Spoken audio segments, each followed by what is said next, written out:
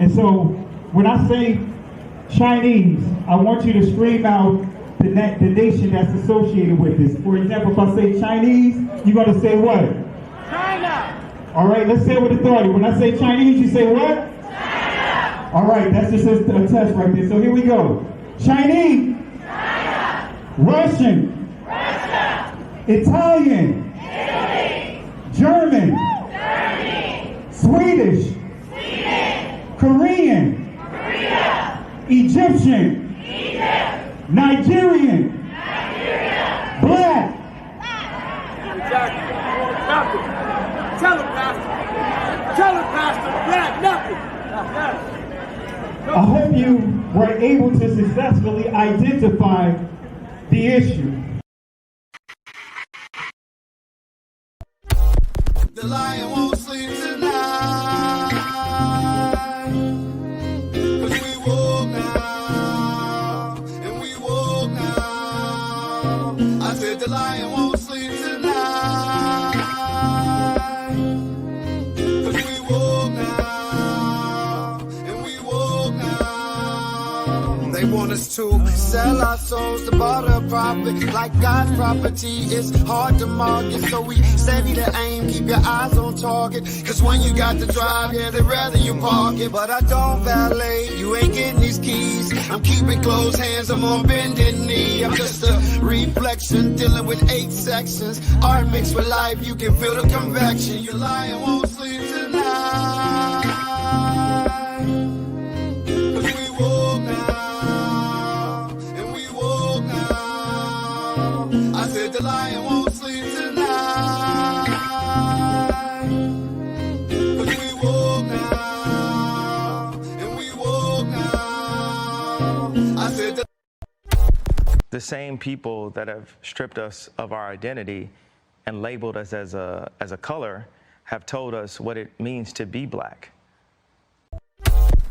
The white man is enacting a story all over the world. We left our homes and flooded the world. We smothered culture. We smothered knowledge. We erased history and rewrote it our way. Myself, my grandfather is 100% Ashkenazi Jewish. Claiming to be Jewish, Ashkenazi Jewish is just a conspiracy. White men claiming to be of tribes of Israel when I'm Germanic. You know, I have no ties to Israel, no ties to Judaism. You know, except loosely written history that's been whitewashed over for centuries. And, you know, from the Renaissance. Oh yeah, right. You wipe everything clean. It's funny how exactly the Renaissance. It's this rebirth, but it's white rebirth. I think at the same exact time the Renaissance is happening, Columbus is sailing to America and committing genocide.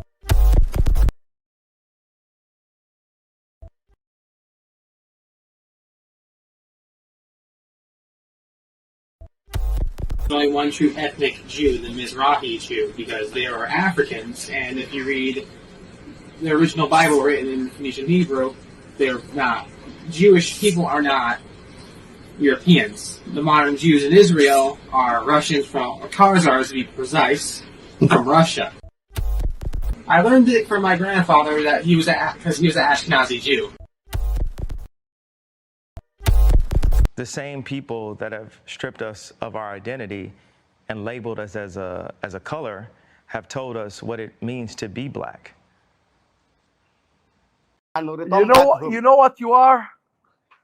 You're an ancient Israelite. Ancient Israel, that's who we are. That's who we are. So if you give me time, if you give me time, but all that he said, no, we don't have so many years. I know. Look at this. This is pages and pages of notes. And I promise we'll give more teaching. But here is my challenge to you. All right. I'm hearing some of your traditions. It's like the days of the Bible. Yes. Do you want to remain ancient Israelites, or you want to be Jews? Do you want to remain ancient Israelites, or you want to be Jews? Do you want to remain ancient? The same people that have stripped us of our identity and labeled us as a color have told us what it means to be black. And now I can't figure it out. If y'all are the chosen ones, shouldn't y'all be obeying better than me? I mean, I even try to keep the fourth commandment. Try to keep the Sabbath day holy. I've spent many of hours trying to figure out which is the right Sabbath day, because we know that old Catholic Church, something a little fishy about them, don't we? With that white Jesus. I mean, here's a white guy telling you black people that your Messiah is not a long-haired white European guy. Your Messiah is Hebrew, my darker-skinned brothers and sisters. When are you guys going to wake up and become kings and queens? Okay, I was just thinking about this morning. I grew up Baptist. I went to Vacation Bible School. I've read the Bible. I don't know if I'm interpreting it correctly, but if we are made in God's image, right, and the first modern humans originated in Africa, if God has a human form, God is black. God is black. I was a Christian missionary for years, but there came a time in my life when I realized that what I was taught about the Bible was a lie. In my confusion, I cried out for help. I met an Israelite who introduced me to the God of Abraham, the God of Isaac, and the God of Jacob, who is described in the Bible as having hair white as wool and eyes red as fire. Yes, the God in the Bible is black. It does not matter what color Jesus was. What matters is that he came to the earth, lived a perfect life, died a death for the sins of the world, and then conquered the grave, proving that he is the Son of God. That's all that matters. That's all that matters. That's all that matters. It just doesn't matter. It just doesn't matter. It just doesn't matter. It just doesn't matter. It just doesn't matter. It just doesn't matter. It just doesn't matter. It just doesn't matter. It just doesn't matter. God's people, the Most High has chosen, the Hebrews, the blacks in America, okay? We're about to see some power. Come on, y'all. You got to get out of this lie, okay? You got to get out of this lie. You have got to come out of this lie. This white Jesus that you are worshiping is going to take you to hell. Please wake up. Oh, in the name of Yahushua, wake up. Oh, I feel the Holy Ghost. Oh, hallelujah. Hallelujah. Yahushua is an alpha, strong, black man. He is a Negro. He is a Hebrew. I don't know what word you need to hear to understand who they are, but it is not me. I am not a chosen. You can get mad. It doesn't matter. This is how the Most High has done it. I am a Gentile, and I know my place.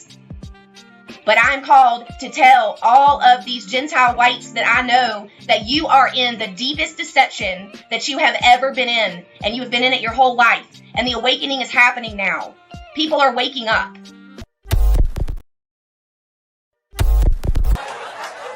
That's why I'm convinced Jesus was black, you know, because he hasn't come back yet. Like, that's the... He said, I will be back at an hour that you least expected. That is the blackest thing I've ever heard in my life. He's going to confuse the hell out of everybody, all the white people when he comes back, too. Because he's like, it's been a minute. White people will be like, it's been 2,000 years, Jesus. What are you talking about? KJ, you gotta come here, all right? I gotta show you. I gotta leave soon, man. I know you have I gotta to get leave. out of Listen here. to me. Okay, so I'm watching TV like a year ago, all right? I'm watching one of those History Channel shows, trying to learn. And I stumbled. You ever hear African Jews? African Jews? Yeah. No, right? No. Looking for everybody to be a Jew. Check this out. I don't know, all right? So these are black Jews, all right? They're stranded in the middle of Ethiopia. I woke up, man, this morning with some disturbing news out of Israel. That Hamas kidnapping children, putting them in cages, killing women, killing the elderly. That's some cowards. That's cowardly. And for all y'all Black Lives Matter who ain't saying nothing, well, let me figure out exactly what happened before I say anything. Well, figure out what? It ain't never been cool to kidnap kids and put them in cages. It ain't never been cool to kill women and elderly. Never been, no matter where you from, what you represent, what tribe you for, it don't matter. There ain't never been no cool, there ain't never been none that nobody supported. And then you go and hide and put the kids in front of you as a barricade. That's some cowardice. All you politicians who always had something to say on the contrary, I see you. Oh. All you Black Lives Matter people who always had something to say and always supported everything else, and you quiet now, oh, too. Only place in the world where I can go and study Torah and eat kosher food. Only place in the world. Only place in the world. Only place in the world.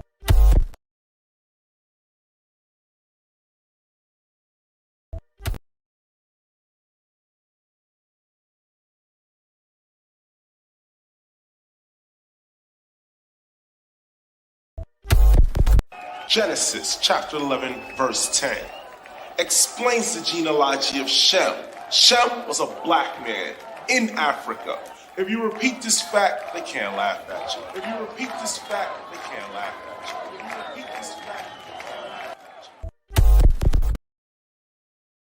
Say peace and blessings to everyone. Want to apologize for starting late. Some of you guys were on following me on my cousin Benaya Israel on his channel, and he gave a great presentation tonight. And I know I scheduled this presentation to be the early part of this week, but we're doing it tonight. Because I know that how we do. We really get it in, and this is a 2-hour session that we're going to cover tonight. And I just didn't want to do it at the beginning of the week. And then I was going to do it last night, but preparing for Shabbat, I decided to do it tonight. And so really appreciate you guys for tuning in tonight. Thank you guys for the love and support. And so we have a lot to uncover, family. We have so much we are going to uncover tonight. All right. We're going to pull the scales from over many of you guys' eyes, because we are caught up in a hex, right? We are caught up in a hex, a spell, right? Those are some of the key words we covered over the last couple of lives. We covered the hex. We covered charms. We covered media. We covered medium, and of course, when we deal with the hex, man, and we deal with charms reciting things over and over again. And then when we deal with that hex, like the old school would say, arut, when you deal with that, man, and so many of our brothers and sisters are still up under the hex. We dealt with the number 6. As a matter of fact, I got a video I'm working on a drop this week to deal with 6. All right. So tonight we're going to deal with the thought that Israel scattered this Israel, right? Who am I referring to when I say this Israel? I'm referring to you guys, my brothers and sisters. We've been scattered to the 4 corners of this earth, right? So we have a lot to cover here, and we're just going to get it in. I didn't get a chance to put a key passage here into the scripture. To my presentation. Let me see if I could go there. If I could get it in real quick, I'll put it in. Let me see something here, and then we'll get right into it. Let me see if I can put this in real quick. Because I was thinking about, it's like, I need to put this into the presentation, and I just didn't have enough time to do so. So let me go ahead and make sure I can. Matter of fact, let me just place this inside the article. Well, inside the presentation right now before I forget. All right, let's see here. If not, I'll just remember it when I get there. But let me see if I can put it in. All right, let's see here. I am almost there. Let's see here. Where is it? If not, we'll just get right into it. Let's see. I'll know where I get there. I think I put a question mark there. And if I see it, I'll add the scripture there when I get there. I just don't want to delay because we have a lot to cover. We have a lot to cover. All right. Let me see if I can see it real quick. If not, we'll just get right into it. You guys know how I do. Presentation is pretty extensive with the information. Yeah, we'll just do it when I get to it. I'll know it when I get there. And I will just go ahead and actually, I see it right here. I see this section. Let me go and put it in real quick. Let me put it in real quick. All right, let me put it in real quick. And let me put this prophecy in real quick. It won't take no time to do. And then we'll get right into it. Let me see here. All right, let's see. All right. Won't even take a minute. All right, so since I said a minute, so let me do the countdown. I got 60 seconds. All right. All right, let's see here. Let's see here. All right. All right, let's see here.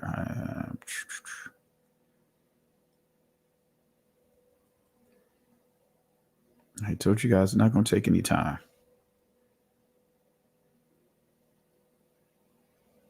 All right. All right. Just want to put this passage in here.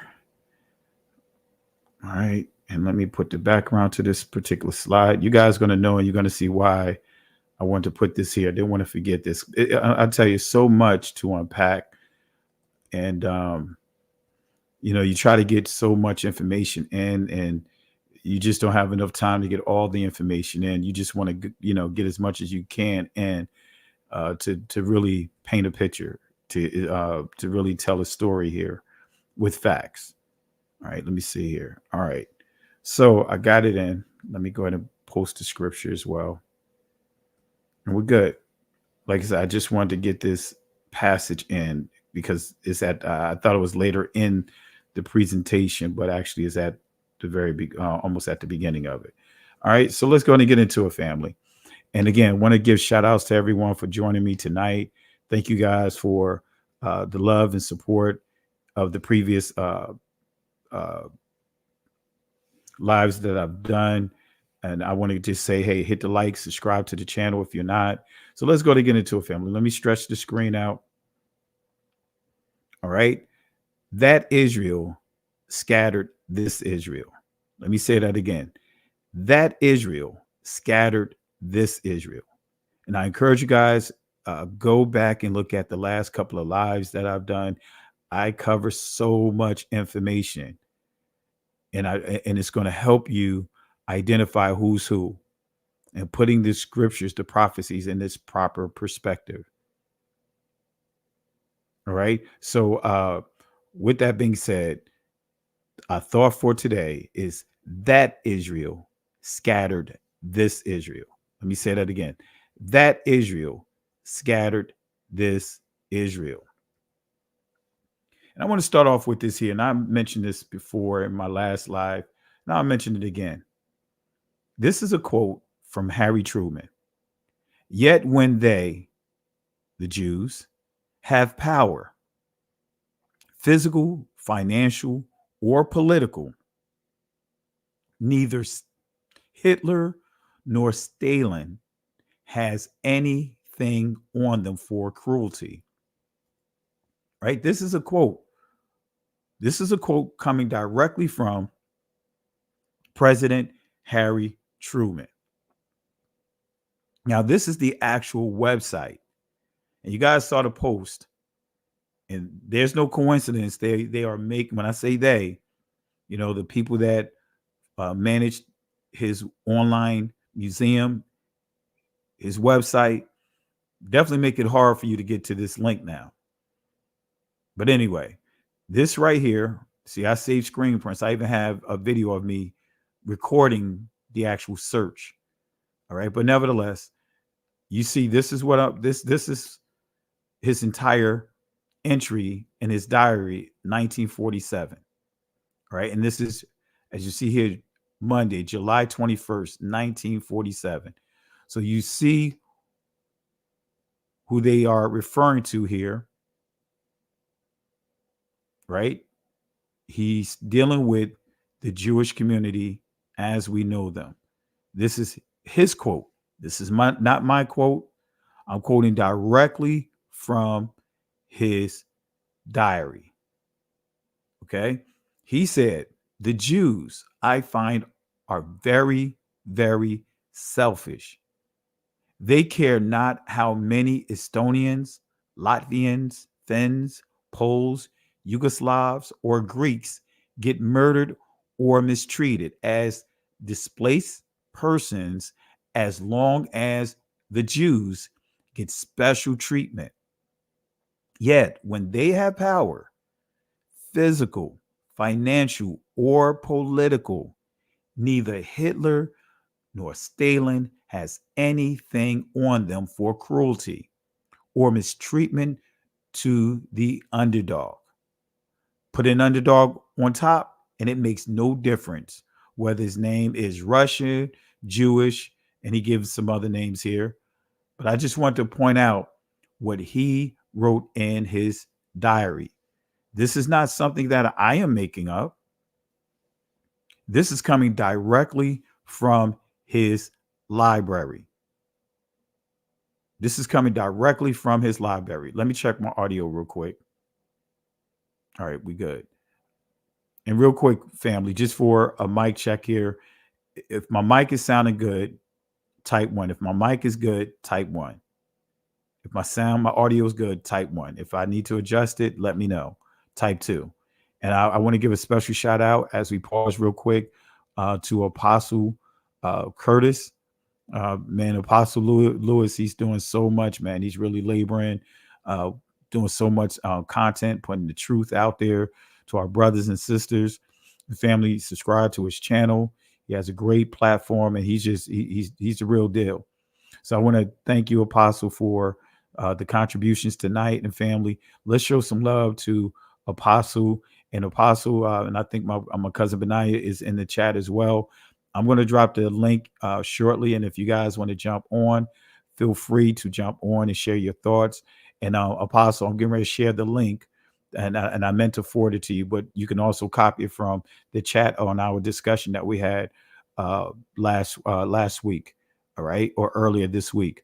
So really appreciate it, family. Show some love to Apostle Lewis. Really appreciate all that he's doing for the Most High's people. Hallelujah. Hallelujah. Hallelujah. So family. Now, this is a statement.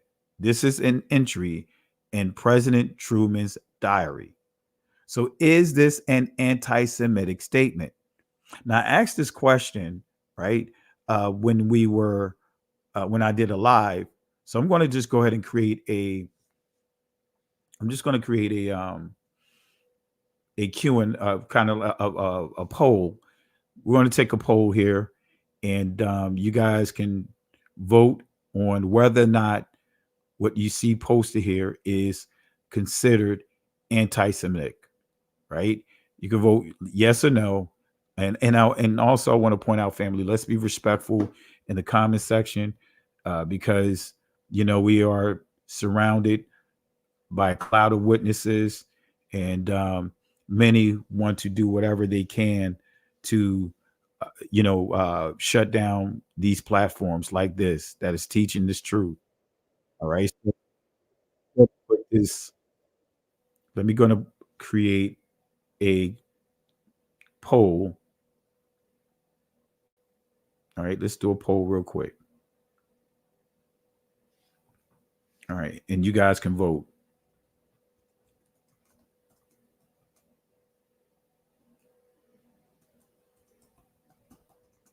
Let's see here. According to the Jewish community, is this an anti-Semitic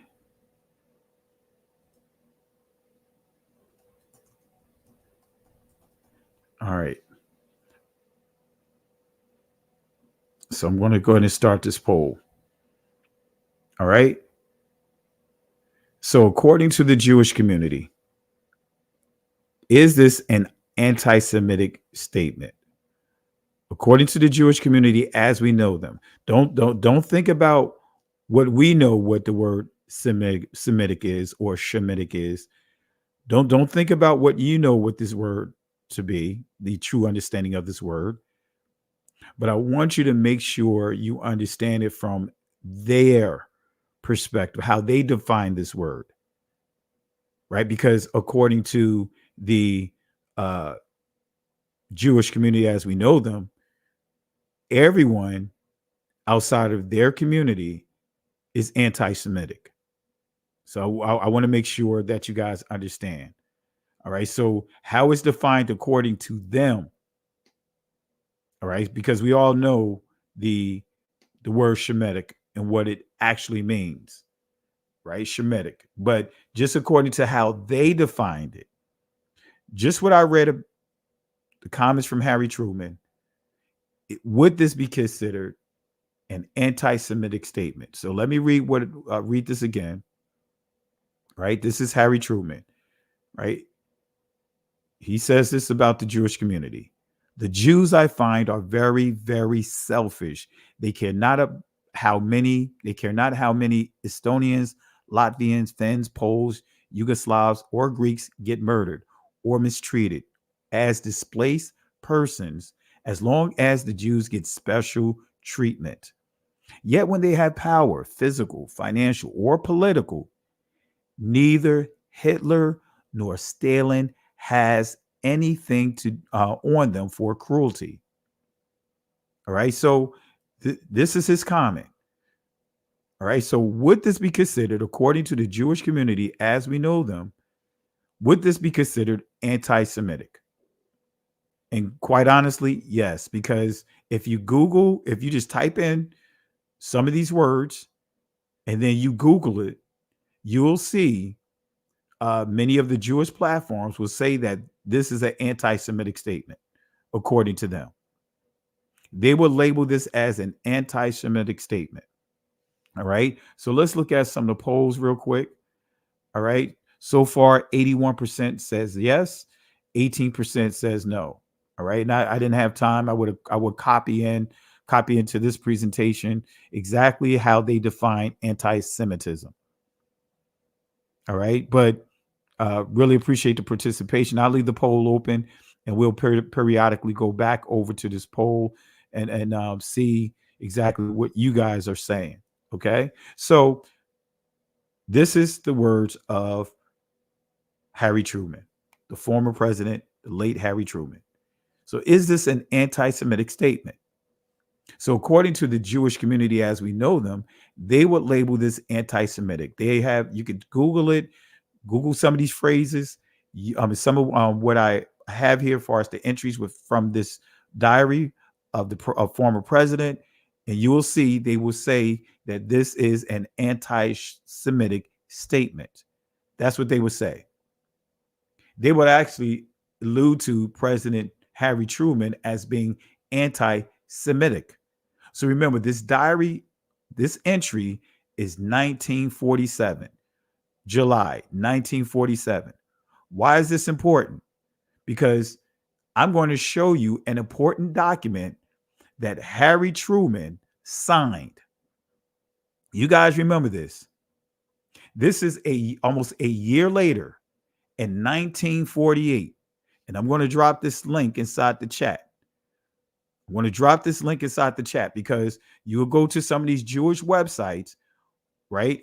With that quote, just type some, do a Google search, and in that search, type some of the quote that I just mentioned, and you will see that they would say that this is an anti-Semitic statement, right? So, that community can criticize everyone else, but when you criticize them, then that political term, anti-Semitic, is what they use, right, to try to keep or prevent anyone from criticizing their actions, their behavior.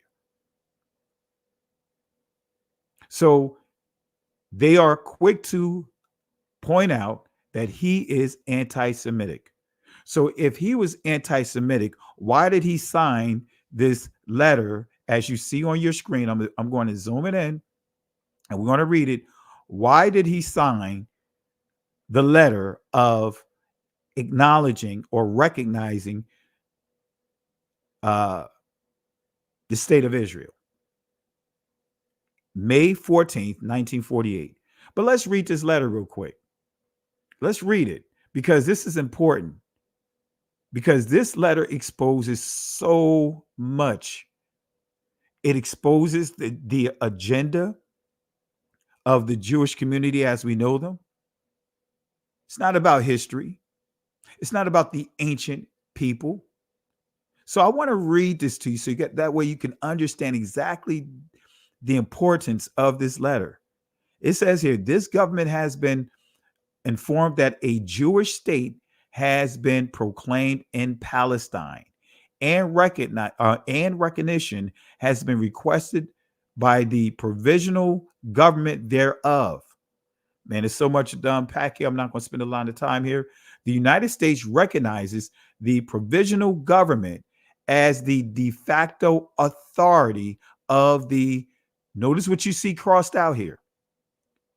He crossed out the president, Harry Truman. What you see here is what he added, provisional. What he did was crossed out the new Jewish state and wrote on top of that, state of Israel. Why is that important? Because the Jewish community, as we know them, they were trying to name that territory the new Jewish state, not Israel. Just like that word Jew itself. That word Jew itself really has nothing to do with the ancient people. The word Jew itself has nothing to do with the ancient people, right? And this is some zoom in so you can see what he crossed out here, right? Let me play this link again so that way you guys can understand. Man, I'm telling you, we have to wake up, family. We have to get out of our slumber here. We have to, Qawam is the ancient pronunciation of rise up. Kum is the Israeli pronunciation of it. And it means to rise up. It means to basically get up. It means to be alert. It means to be proactive. It means to watch. See, this video clip here really unpacks the deception behind this word. Why? Because let me just play it and then you guys will see. You know what you are? You're an ancient Israelite. Ancient Israel, that's who we are. That's who we are. So if you give me time, if you give me time, but all that he said, no, we don't have so many years. I know. Look at this. This is pages and pages of notes. And I promise we'll give more teaching. But here is my challenge to you. All right. I'm hearing some of your traditions. It's like the days of the Bible. Yes. Do you want to remain ancient Israelites or you want to be Jews? Do you want to remain ancient Israelites or you want to be Jews? Do you want to remain ancient?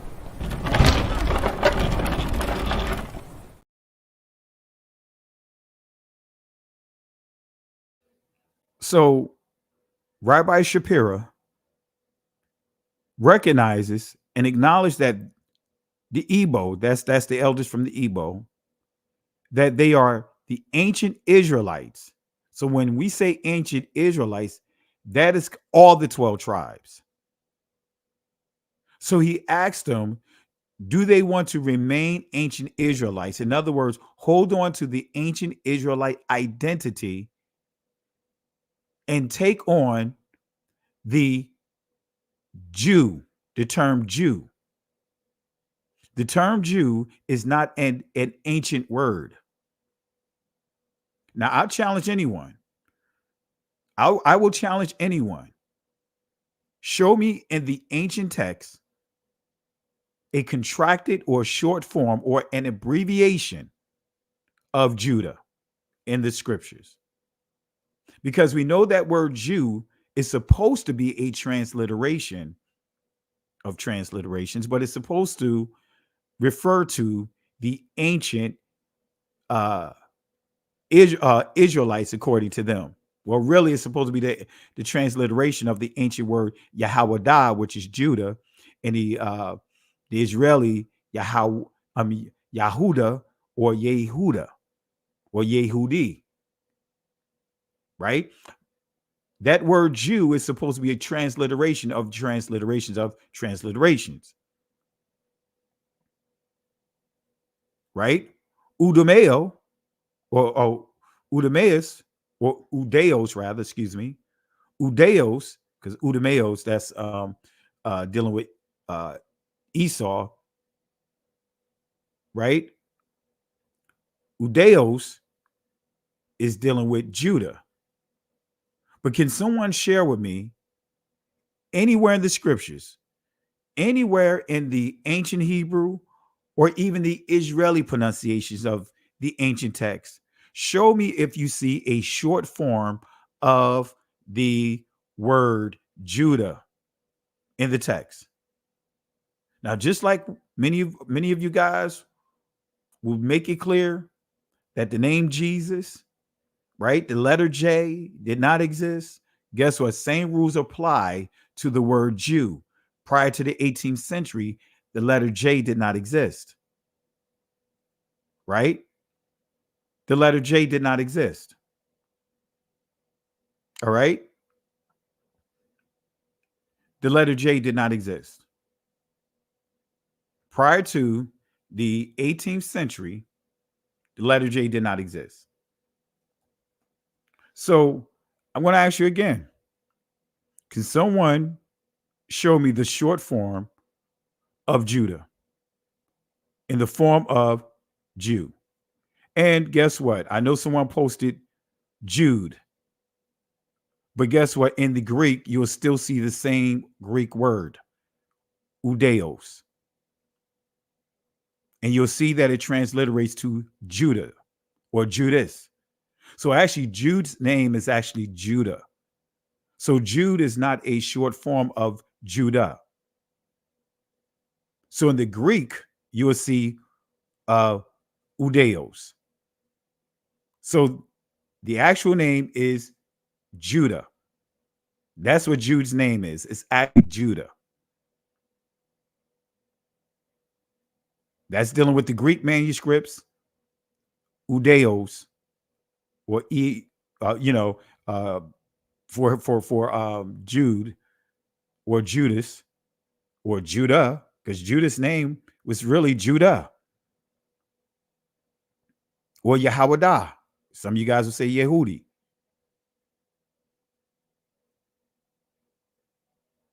So Udeos or Udeus, however you want to pronounce that. And if I'm butchering it from the ancient Hebraic perspective, forgive me. Forgive me. Right? But the name in ancient Hebrew is Judah. Right? That's the name. Right? So this is why we have to be clear. We have to be clear. There's no short form of Judah. Now we do know that there's a short form for Yah. We know that instead of saying Yahweh, some of you guys would say Yahuwah. Some of you guys would say, Yahweh. But we know the short form, no matter what, we all can agree is Yah. So that word Jew, right? That is a word that began its evolution in Old English. Some would say Old French, Old English, right? That's a word that began a 4th century development. So by the time we get to the 17th, the 18th century, now we get into the how can I put it, the politics that was associated with it. If you guys haven't seen the lecture by Morgan, what's his name? No, not Morgan, but I can't think of his name. What's the guy name? Benjamin Friedman, that's his name. If you guys go to my channel under lectures, look up Benjamin Friedman. Go look up Benjamin Friedman. He's an Ashkenazi Jew who literally did a lecture exposing the hustle behind this name, the politics, I'll just say it that way, behind this name. So when did the word Jew become synonymous to all of Israel? When? So as you can see here, not trying to get sidetracked, I don't want to get too way away from the lesson here, but this is where we have to come from up under that hex. See, they created a construct for themselves, a political term for themselves. They created a political construct for themselves. That's right. His book is called Facts Are Facts. I have the book and I also have his full lecture of that book on this channel under lectures. A lot of nuggets there under that playlist. All right. So as you can see here, how can they accuse the former president, Harry Truman, as anti-Semitic, and he was the one that signed the letter? He crossed off New Jewish State and he wrote on top of it the State of Israel a year later after that entry he wrote inside his diary. So how can he be anti-Semitic? He did other things for the Jewish community when you study the history of him. But how can he be considered anti-Semitic, especially signing this important letter? And had he not crossed out the new Jewish state, that territory would be referred to as the Jewish state or the new Jewish state. It was not, the intentions were not to call it Israel. You guys already know when you study the Uganda Council, you'll see that they target Uganda. They also targeted Texas. They also targeted Canada to establish the new Jewish state. All right. So what is going on in the land of Israel? What is going on in the land of Israel? Who is fighting Israel? Who is fighting it? Right? Who is fighting Israel? Right? It's a lot of questions to ask, right? Or who is that Israel that is fighting? However we want to phrase this question. I know this question is a little off here. I gotta correct this question. All right. So was this Israel that we see? Was this Israel or that Israel? That's what I want to phrase it. Was that Israel? Let me go ahead and correct this slide right now. Got a couple of typos that I should have caught. So let me go ahead and just correct it real quick while I'm here. So let me take this out. All right. Let me see here. So I'm going to correct this here. Was that Israel, right? That's the question. Was that Israel ever scattered? Let me say that again. Was that Israel ever scattered? Let me go ahead and close out this chat. I mean, this poll here. I'm going to put another poll here. You know, we're going to do some interaction here.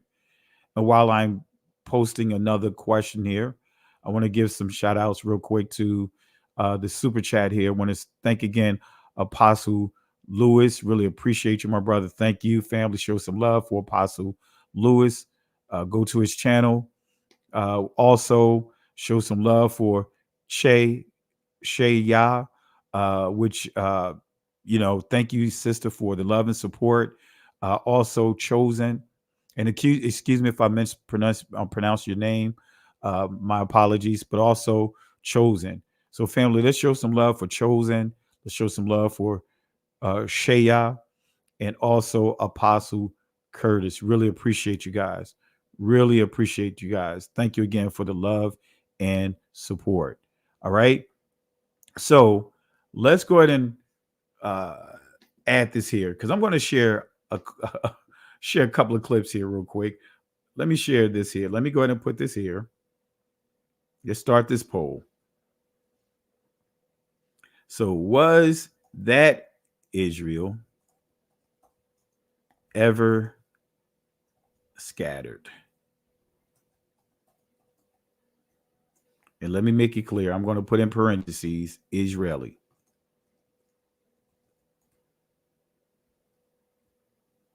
All right. I'm going to add this here. Let's start this poll. All right. We got over, I believe, I can't see it. Let me see here. Yeah, we got over 600 people inside the sticker. I mean, it's not a sticker inside the chat. Let's get at least 200 people participating in the poll. If you haven't liked or subscribed to the channel, click that like button and subscribe to the channel. All right. So the question again, was that Israel, in other words, Israeli, ever scattered?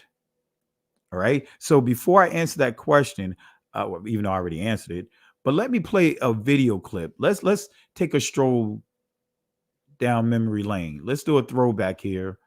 You guys remember this video, but I got to keep playing it. Let's hear this video again. This is from, let me just play it. I'm not even going to give it away. Here we go. So a little over 1,000 years ago, as Jewish people scattered around the world had now immigrated in Europe and now were living in the Rhineland in Germany, they looked at the name Gomer in Genesis 10, and they connected Gomer with Germany. So they took on the identity of the name Ashkenaz. It has nothing to do with Ashkenaz in the Bible, which is a descendant of Japhet. It's just a name that was taken. Okay, it's that simple. Just like my last name Brown doesn't refer to the color of my skin or anything else. It was shortened from a Russian name when my grandfather came over at Ellis Island. The name got shortened to Brown. It's just a name. That's all it is. So the idea that Ashkenazi Jews are descended from Japhet is a myth. 100% false. Our family. He said that they were immigrants. So in order to be an immigrant, that means that there was they voluntarily migrated to this territory, according to him. But he also said they took on the name. Now, you guys know, and those that understand Hebrew, whether you study ancient as well as this Israeli Hebrew, the ancient Hebrew word for name is Sham. The Israeli pronunciation, Shem or Shem, right? That word means it can be a literal name, but also it means reputation. It means characteristics. It means fame. It means glory. So he admitted, just according to his own words, that his people migrated to that territory and took on the name of Ashkenaz, which is the son of Gomer, took on the name. And again, it's not just a literal name when you understand the word name from an ancient Hebraic perspective.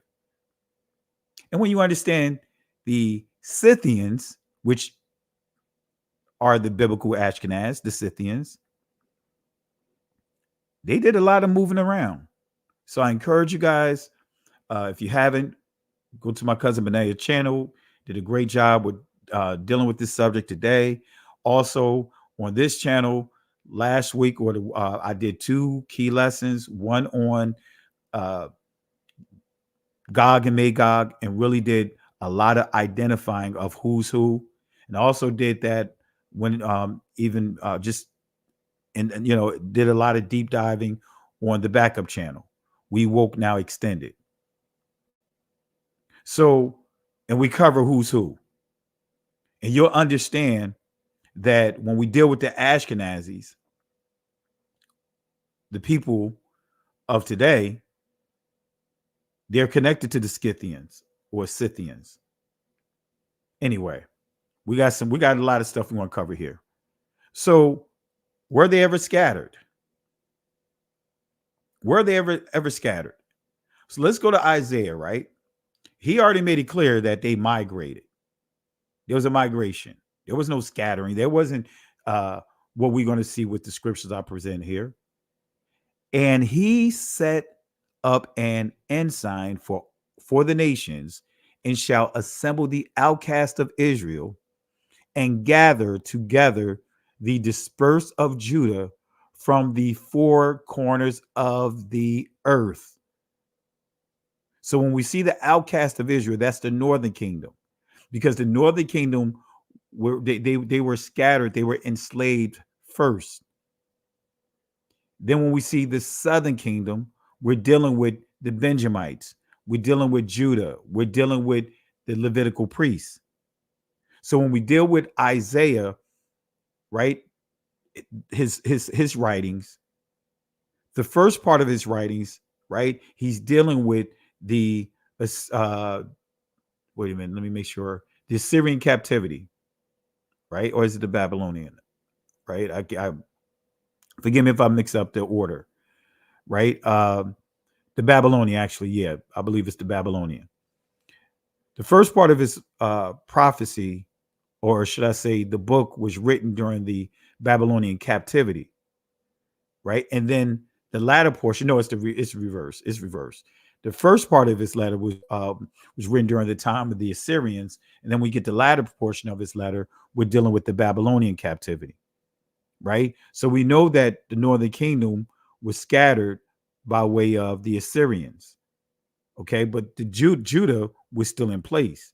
But one way or the other, we see to the four corners of the earth, Aratazah, in the ancient Hebrew, or Eretz in the Israeli language, that Israel was scattered to the four corners. Judah was scattered to the four corners. And when you understand Jerusalem, which was under the authority of Judah, a remnant of all the 12 tribes resided in Judah, right? And you can confirm this with Nehemiah, I believe chapter 9. But anyway, Israel was scattered to the four corners of the earth. We're not dealing with a migration. They were scattered. This means that this is something that took place without them volunteering, involuntarily, right? They were scattered to the four corners of the earth. So was that Israel, right? Let me correct this, because I want to deal with that Israel, right? And that's what this question is, right? Let me correct this here. Was that Israel ever enslaved? Was that Israel ever enslaved? So let's look at the polls here. All right. So for the last poll that we had, was that Israel, in other words, the Israelis, ever scattered? And 90% of you guys said no. 10% says yes. All right. So 90% says no. Okay. So we're going to go ahead and end this poll here. And I'm going to add one more here. And I know we're doing a lot of participation here. So let's ask this question. Was that Israel,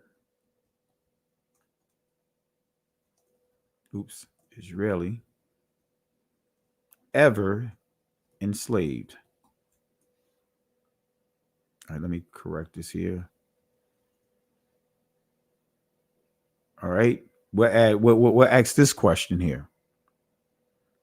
All right, was that Israel ever enslaved? So, family, we got a lot to cover, right? And as you can see, the answer here is on your screen. But I'll let you answer on your own. And I'm just going to give you some facts here. All right. Now, I want to start off with this video here, right? This video that you see here, right? I want to start off with this video right here. I want to start off with this video. So let's go and play these next two clips. And I want you to hear what, Dr. Mike Brown has to say. I know you guys like, man, why you keep playing this? I'm doing this for a reason. But let's hear what he says about being enslaved. Let's see how he used the scriptures, and let's see how he insulted Guerrilla Hebrew and us as the people of the Most High. I want you to listen closely to his words, his choice of words, and this is from a debate that they had. But listen to Dr. Brown's choice of words, and I want to say right now before we get started, fair use, because when you start going in, people start doing all kinds of stuff with YouTube. So fair use. As for Deuteronomy 28:68, it did happen in history. You're correct. My ancestors, and if you're Israelite, I don't know your ancestry, but if you're actually a Jew, then our ancestors were sold into slavery, into Egypt, probably 2,000 years ago, the most recent time, but possibly even 2,700 years ago when we were exiled, the 10 northern tribes exiled by the Assyrians. The Phoenicians may have sold us into slavery in Egypt as well. There's speculation among historians as far as that's concerned. But the fact of the matter is, I'm not the one bringing up modern history and trying to say that the Ashkenazi Jews were sold back into slavery. This is an argument I'm responding to in terms of going back into Egypt. This is an argument I'm responding to because Hebrew Israelites raise it all the time to say Egypt just means a house of bondage, which it doesn't. It occurs over 680 times. Mitzrayim, Egypt, occurs over 680 times in the Hebrew Bible, and it always refers to a physical place. Therefore, you can read throughout the Torah where it talks about you were slaves in Egypt under Pharaoh. You were slaves in Egypt under Pharaoh, and I delivered you from there. But under judgment, you'll be sold back there. Right? So don't bring that up with the African slave trade. Don't bring that up with modern America. It has nothing to do with it whatsoever. And America is not Egypt. If you try to make it that, you're misusing the word, and therefore by your own criteria.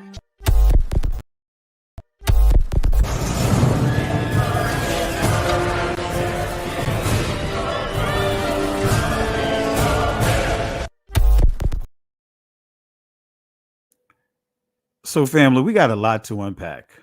We have a lot to unpack here.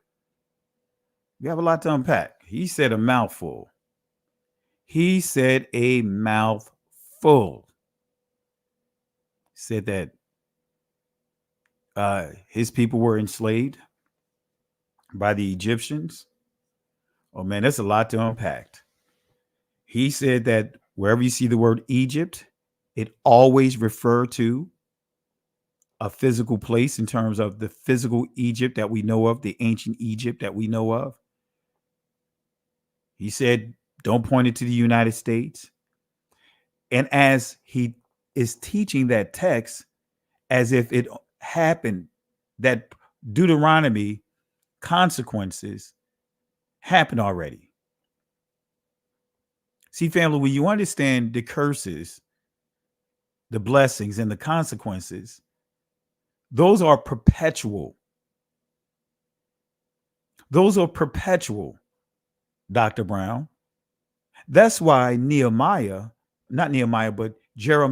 asked the question when the judgment was coming their way, because Israel got into sin. And so what Jeremiah asked the Most High in Jeremiah chapter 2, man, is this what we made for? Is that what we call to always be enslaved? Come on, family. Come on, family. See, that's the delusion.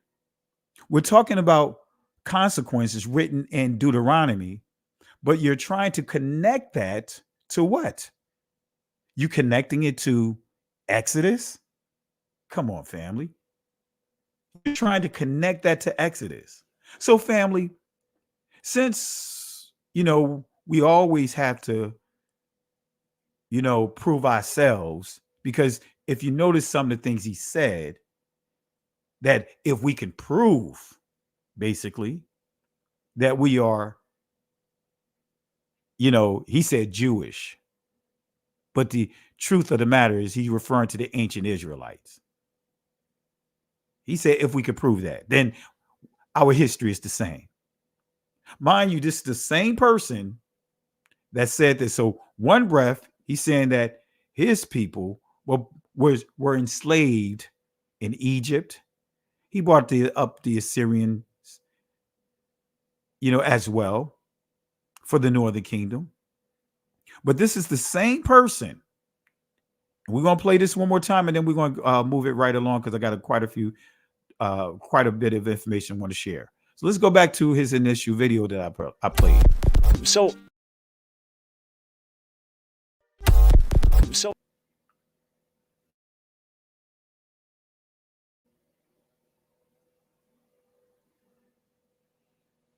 All right, family. StreamYard is acting up here. Let me play it one more time. So, a little over 1,000 years ago, as Jewish people scattered around the world had now immigrated in Europe and now were living in the Rhineland in Germany, they looked at the name Gomer in Genesis 10, and they connected Gomer with Germany, so they took on the identity of the name Ashkenaz. It has nothing to do with Ashkenaz in the Bible, which is a descendant of Japhet. It's just a name that was taken. Okay, it's that simple. Just like my last name Brown doesn't refer to the color of my skin or anything else. It was shortened from a Russian name when my grandfather came over at Ellis Island. The name got shortened to Brown. It's just a name. That's all it is. So the idea that Ashkenazi Jews are descended from Japhet is a myth, 100% false. Goodness, family. Oh my goodness. So let's go to get some history here, family. Let's give some sources here. Let's start with Exodus chapter 1, verse 7. And the children of Israel were fruitful and increased abundantly and multiplied and waxed exceeding mighty, and the land was filled with them. Let me say that again. And the children of Israel were fruitful and increased abundantly and multiplied and waxed exceeding mighty, and the land was filled with them. Let's say this again. Increased abundantly, multiplied, and waxed exceeding mighty. Who are these slaves? Well, let's go to a source here that's going to tell us who those negroes who were slaves, that this Israel that was enslaved in that Egypt. Let me say that again. This Israel, which refers to you and I, that was enslaved in that Egypt. And let's see what this person, the writer of this source, has to say to confirm what I just mentioned to you.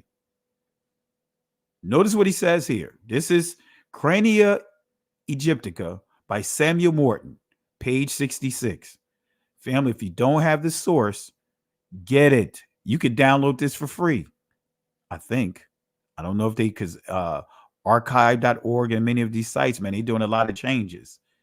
But you should be able to download this for free. If not, you can do screen prints, but there's different ways of getting it. Crania Egyptica, Samuel George Morton, MD. 1844. Notice the date of this publication. Let me zoom it in. 1844. All right. 1844. Okay. So let's see what he says. Let's see what he says. On page 60, he says this. If it be allowable to make these data the basis of calculation for the past 35 centuries, it will follow that upwards of 10 million of Negroes have been brought as bondsmen into Egypt during that period. Let me say that again. It will follow that upwards of 10 million of Negroes have been brought as bondsmen into Egypt during that period. Still tying into Exodus chapter 1, verse 7, said that the Israelites were numerous all through Egypt. But guess what? Here's the mic drop, right? The vast influx of Negroes into the valley of the Nile must necessarily have left its impression on the physical traits of the Egyptians themselves. In modern times, as seen in the Copts, and in more distant periods, as proved by the Negroid heads, in which both the configuration and its expression are too obvious to be mistaken. But notice what this says. But it may be inquired, how does it happen that Negroes or their descendants should be found in the catacombs if they constituted a menial or slave caste in Egypt? He's saying, wait a minute. I'm seeing all these Negroes. I'm seeing all these Negro skulls all through the land of Egypt. And we know that there was a slave caste system, right? So it was a slave caste system in place. So how do we explain all of these Negroes that are occupying, that scattered abroad in this territory? Well, let's get to the mic drop here. Here's the mic drop. He says this on page 66. He says this: Negroes were numerous in Egypt, but their social position in ancient times was that it now is, notice what he says, that of what? Servants, and also what? Slaves.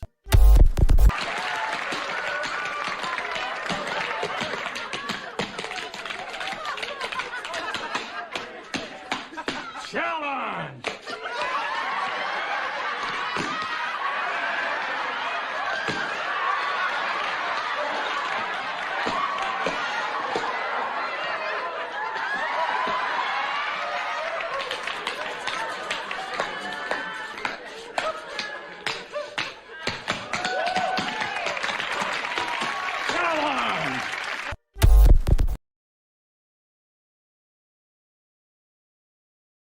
Negroes were numerous in Egypt, but their social position in ancient times was that the same that it now is, that of servants and slaves. Let me read it one more time.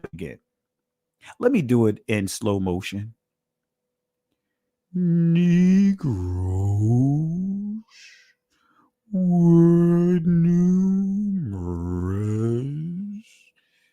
in Egypt, but their social position in ancient times was the same that it now is, that of servants and slaves. For the people in the back. Can't get around it, family. Come on, family. We can't get around it. That's the mic drop right there. Come on, family. We don't see anything that refers to the Scythians. We don't refer anything that refers to the Ashkenazis. We're not saying anything point to that group of people. This is referring to who? You and I, and made it clear, Negroes. So what does it mean to be scattered, family? What does it mean to be scattered? It starts with understanding the expression Merry Christmas. I know y'all like, wait a minute, Pastor.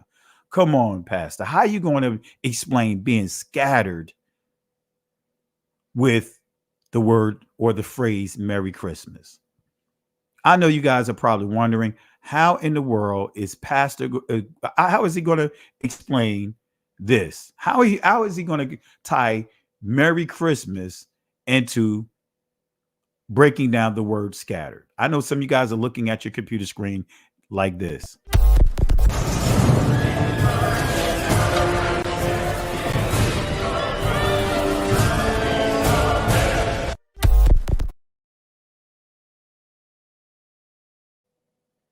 So let's go to break this down. That's right, Apostle Curtis.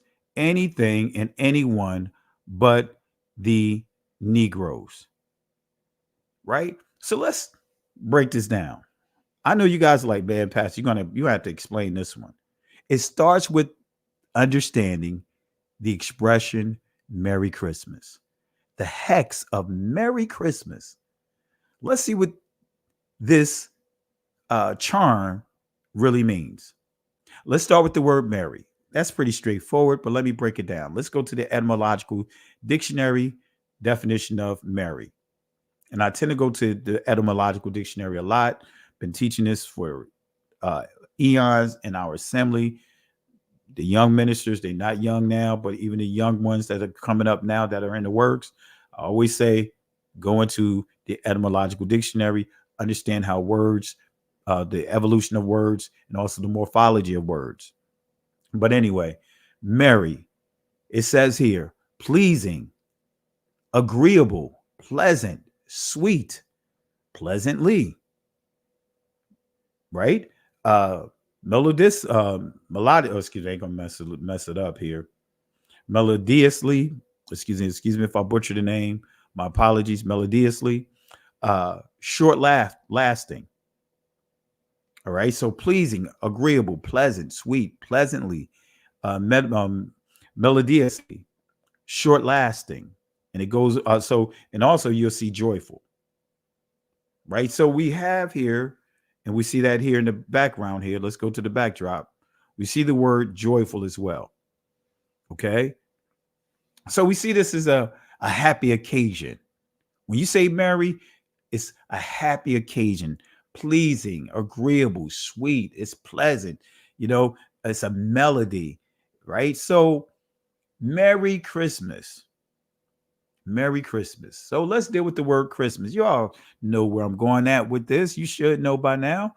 Christmas, church festival, observed annually in memory of the birth of Christ. We know that this is not his true birthday, but that's a whole other discussion. So we know that Christmas is the combination of two words, Christ plus Mass. Do we not see this here? Right? This is here. This is not me making this stuff up. Let me zoom it in the back. You guys could go to here as well. We see Christ plus Mass. And it tells you to go to what? This word Mass, but the noun, right? The second entry of this noun. But we see here, Christmas is Christ plus Mass. Christmas equals Christ plus Mass. You guys already know the meaning of Christ, but I'll just give it to you real quick. Christ from the Greek, it means the anointed. A title given to, this is a transliteration when we see the word Jesus, but we know Yahweh Shai in the ancient Hebrew. Some of you guys would say Yeshua. But anyway, we know that Messiah is not Christ's last name. Some people actually believe that Christ is his last name. No, it is his title, right? His title, what? Being anointed to carry out a specific task. So we know that we're referring to Christ, the Messiah. All right. So what is the Hebrew meaning of Christ? Right. Well, I'll bring it up. Mashiach in the ancient Hebrew, but in the Israeli, Mashiach. Right. So it means anointed. It says usually a consecrated person, king, priest, or saint. So it means anointed. So that means that when you see this word Mashiach, it's telling us that whoever that is under this designation was anointed to carry out specific tasks. We see the king when you read the about David being anointed, you'll see this word there with the oil. You'll see the priest. This word is being used with the priest, and you also see this referred to holy people, the Most High. So the Messiah, because the Messiah was anointed to carry out a specific task that no one else could do. All right. So anointed one. So I want to make this clear because I know I have people watching what we're doing here tonight, and they're looking for anything that they can to butcher up my words. So I want to make it clear. I believe in the Father, I believe in the Son, and I believe in the Spirit of Yah, which is the name of what many would say the Holy Spirit. So the Holy Spirit actual name is the Spirit of Yah if you study ancient Hebrew. To make it more specific, it'll be Rawak Yahweh. All right, so that's what it means. So I believe in the Father, I believe in the Son, and I believe in the Spirit of Yah. Now, I don't believe in the Trinity. Why do I say that? Because there's a distinction between the Son and the Father. Now, the Spirit of Yah is still the Father. That's his Spirit dwelling among us. So I want to make that clear that I am not denouncing the Messiah. I'm not saying the Messiah is a demigod or a lesser deity, rather. No, he's not. He's one with the Father. The Greek is hais, means together. In Hebrew is akkad. So I want to make sure you guys understand I am not confessing or proclaiming that I'm in this Trinity stuff, because the Trinity was something that was introduced in the 2nd century. You won't even find that word in Scripture. And many other cultures use the term Trinity. That's why it's also, you hear the term triple goddess. So I want to make that clear, family. That I just, I had to put that disclaimer out there because people will try to butcher what you say. So again, Christ is not the last name of Yahweh Shai. And some of you guys would say Yeshua. That's not his last name. So what is the meaning of Mass? So we identified Mary. We identified Christ. Now let's identify this word Mass. So Mary is a celebration, joyful, right? Christ means anointed. But let's see what Mass means.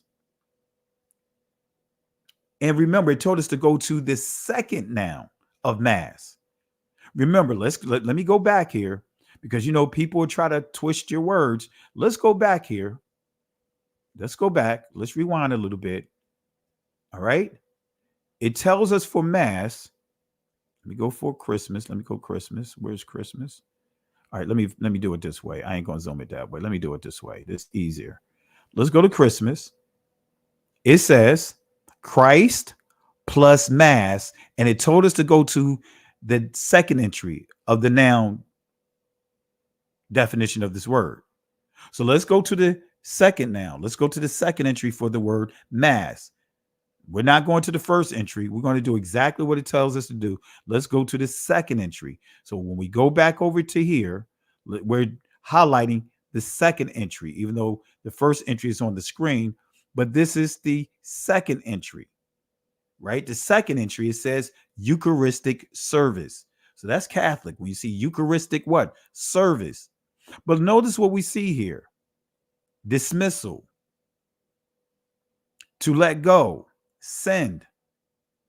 Go. And as you see it go, it is the dismissal. So we see dismissal, to let go, send. So Mass is a Eucharistic service, which literally means dismissal. The dismissal of who? Who are they celebrating that is being dismissed? Look, I'm just giving you simple breadcrumbs that you can verify right as I'm going through this. You can walk right along with me and verify what I'm doing here, what I'm teaching. So what is the meaning of dismissal? Let's go right back to this dictionary. Let's see what it says about dismissal. removed from office. Wait a minute. So Merry Christmas is celebrating the removal of the Messiah? Merry Christmas, joyful, the anointed one was removed.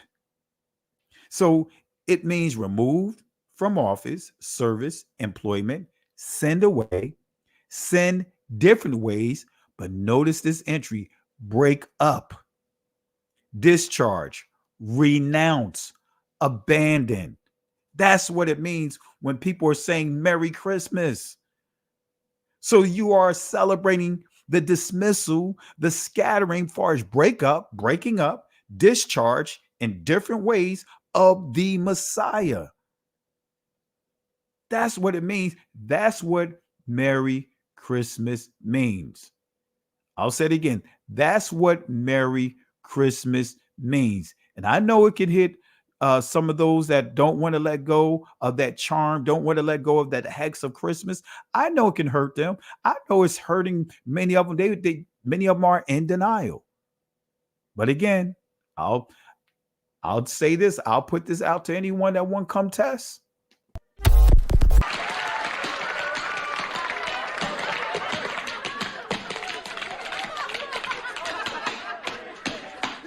Challenge!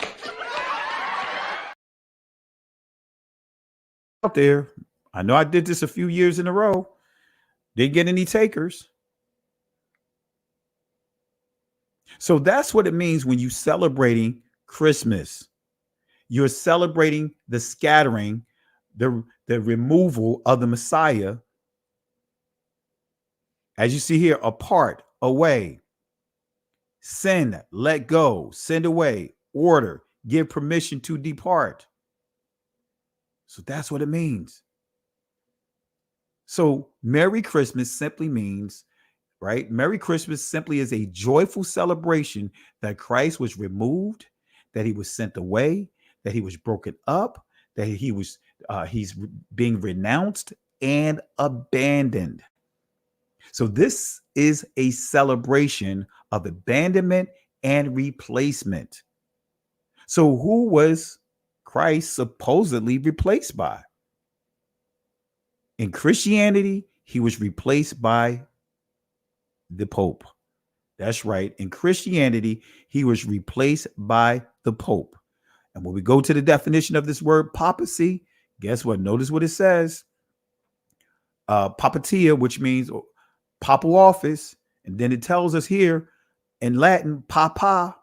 That's what Pope means. Papa, call no man father. Right? So let's go to the etymology, dictionary definition of Pope. Notice what it says. Bishop. See, that's why I don't use certain terms, family, because even certain terms has the Catholic spin put on it, because the bishop, right? And actually bishop, pastor, and elder were synonymous. But now what the church has done, the Roman Catholic Church, they inserted a hierarchy. And who are they replacing? The Levitical priests, the Levites. But anyway, you see here, Papa, bishop, pope. Then you see here, patriarch, bishop, originally father, applied to bishops of Asia Minor and taken as a title by the bishop of Alexandria, 2050 Common Era, AC, Common Era, right?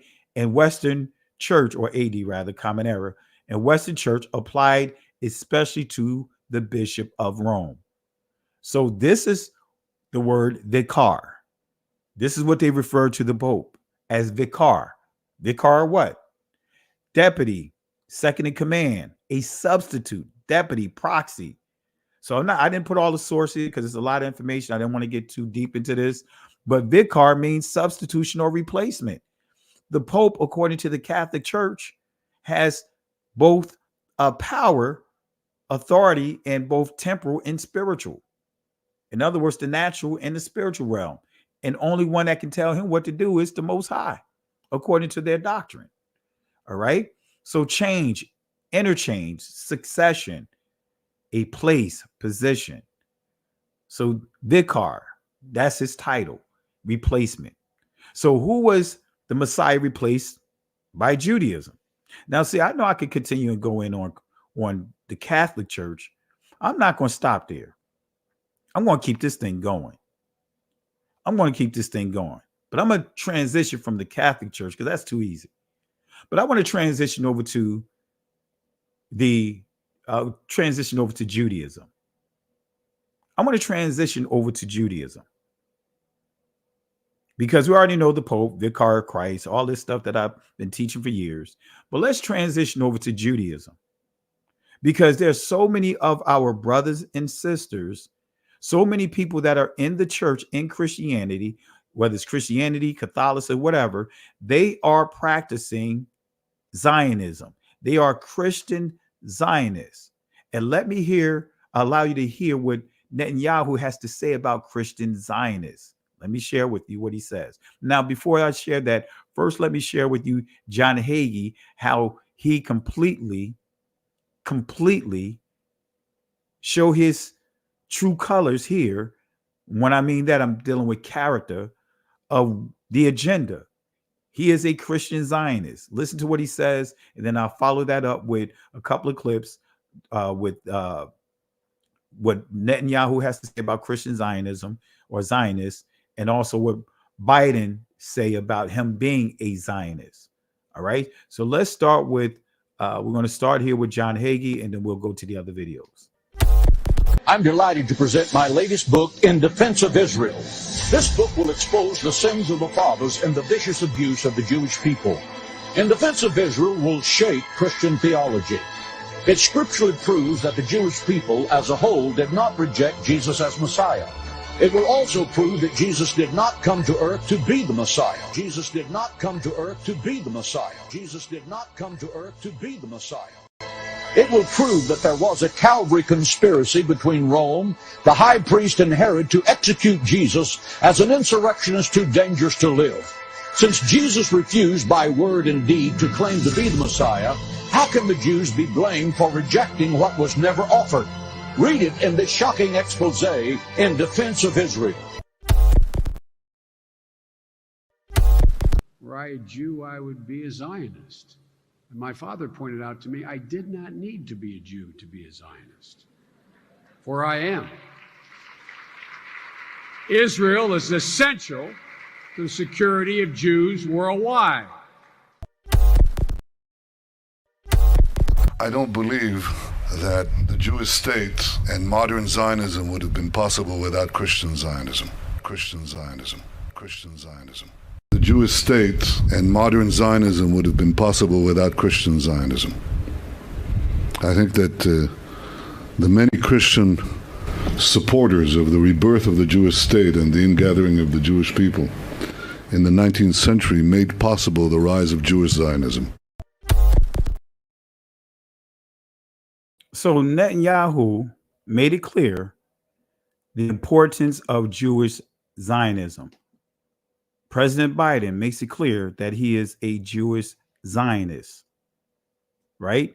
Hagee makes it clear that he is a Christian Zionist. These all are Christian Zionists. In other words, they're pushing the doctrine to reject the true Negro Messiah, anything but the Negroes, right? You heard how John Hagee said that Christ never said that he's the Messiah. He didn't come to be the Messiah. Man, that is so. I mean, we can easily pick that apart, right? Starting with Isaiah 53. Also, we could go to Daniel. We go to Daniel, chapter 7? Tells you about the Messiah. Come on, family. You see the prophecies about the Messiah in Daniel? You know, come on, family. It's too easy. It's too easy. Actually, not Daniel chapter 7, but Daniel chapter 9. Daniel chapter 9, starting at verse 25. But unfortunately,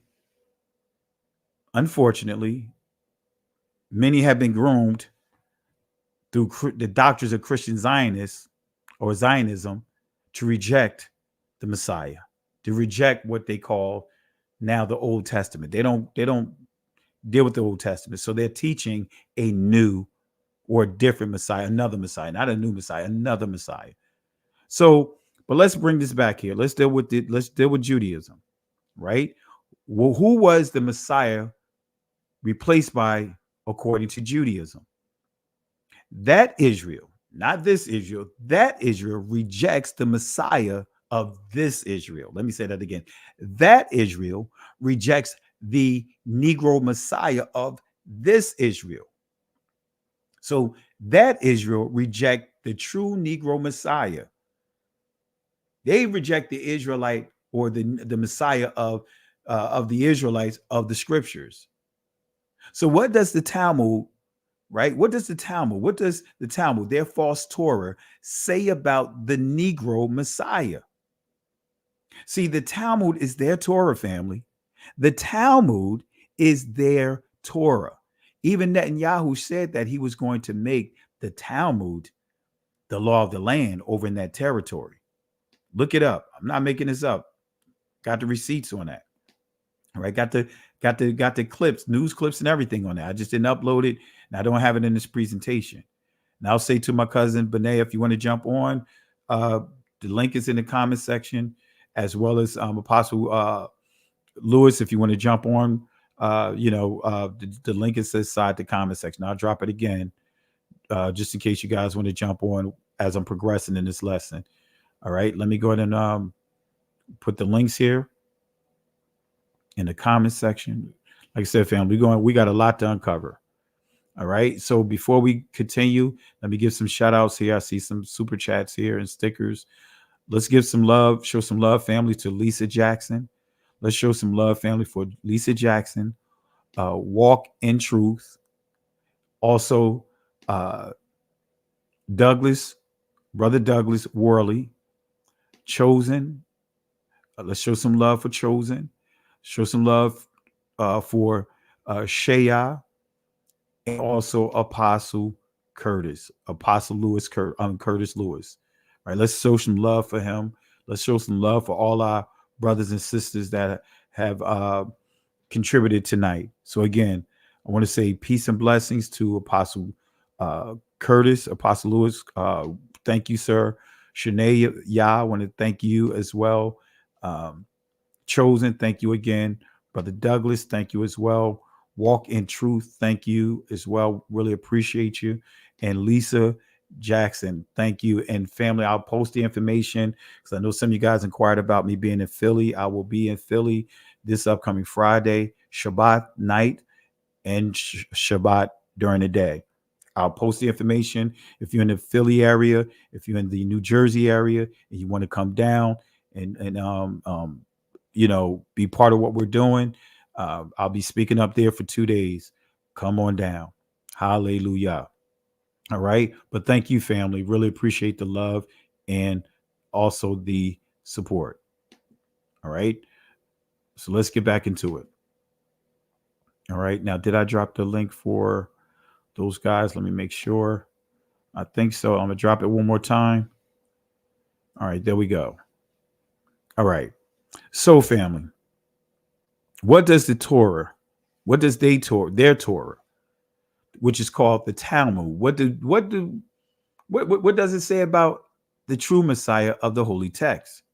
Now, for those of you guys that may not be familiar with the Talmud, I'm just going to let it be summed up. I'm going to let this one rabbi sum up the Talmud in less than 30 seconds. Let me bring him up real quick. Where is it? I know I have a lot of clips here that I go through, but let me allow this rabbi to give you clarity on what the Talmud is according to them. We would not know how to live on the Sabbath if it were not for the oral law. We would not know what the laws of the dietary laws of kashrut are if it were not for the oral law. We would not know what the tefillin, what the boxes on our arms and heads that we wear every morning in our prayer service, what they're supposed to be. And in fact, all of Judaism would be completely mysterious would be voodoo if it were not for the oral law.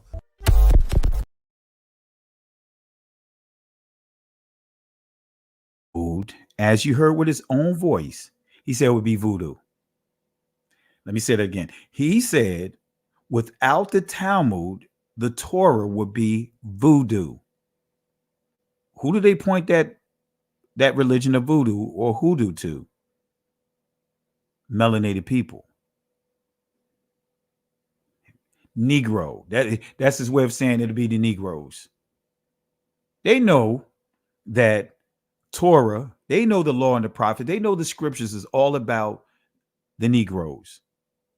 And the Messiah is a Negro. And I encourage you guys, if you haven't, watch the last video I did called, that's titled, I'm Praying for Israel, but not that Israel. And I break down, I really go in about the beast, how they see the Most High as a beast, how they teach that Adam is a beast, how the Negro is the beast. They're the source of that. But anyway, so what do they say about the Messiah? The Talmud also profaned the existence of the Messiah. Let's go here.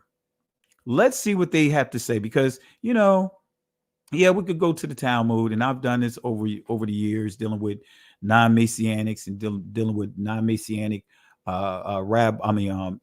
Jews.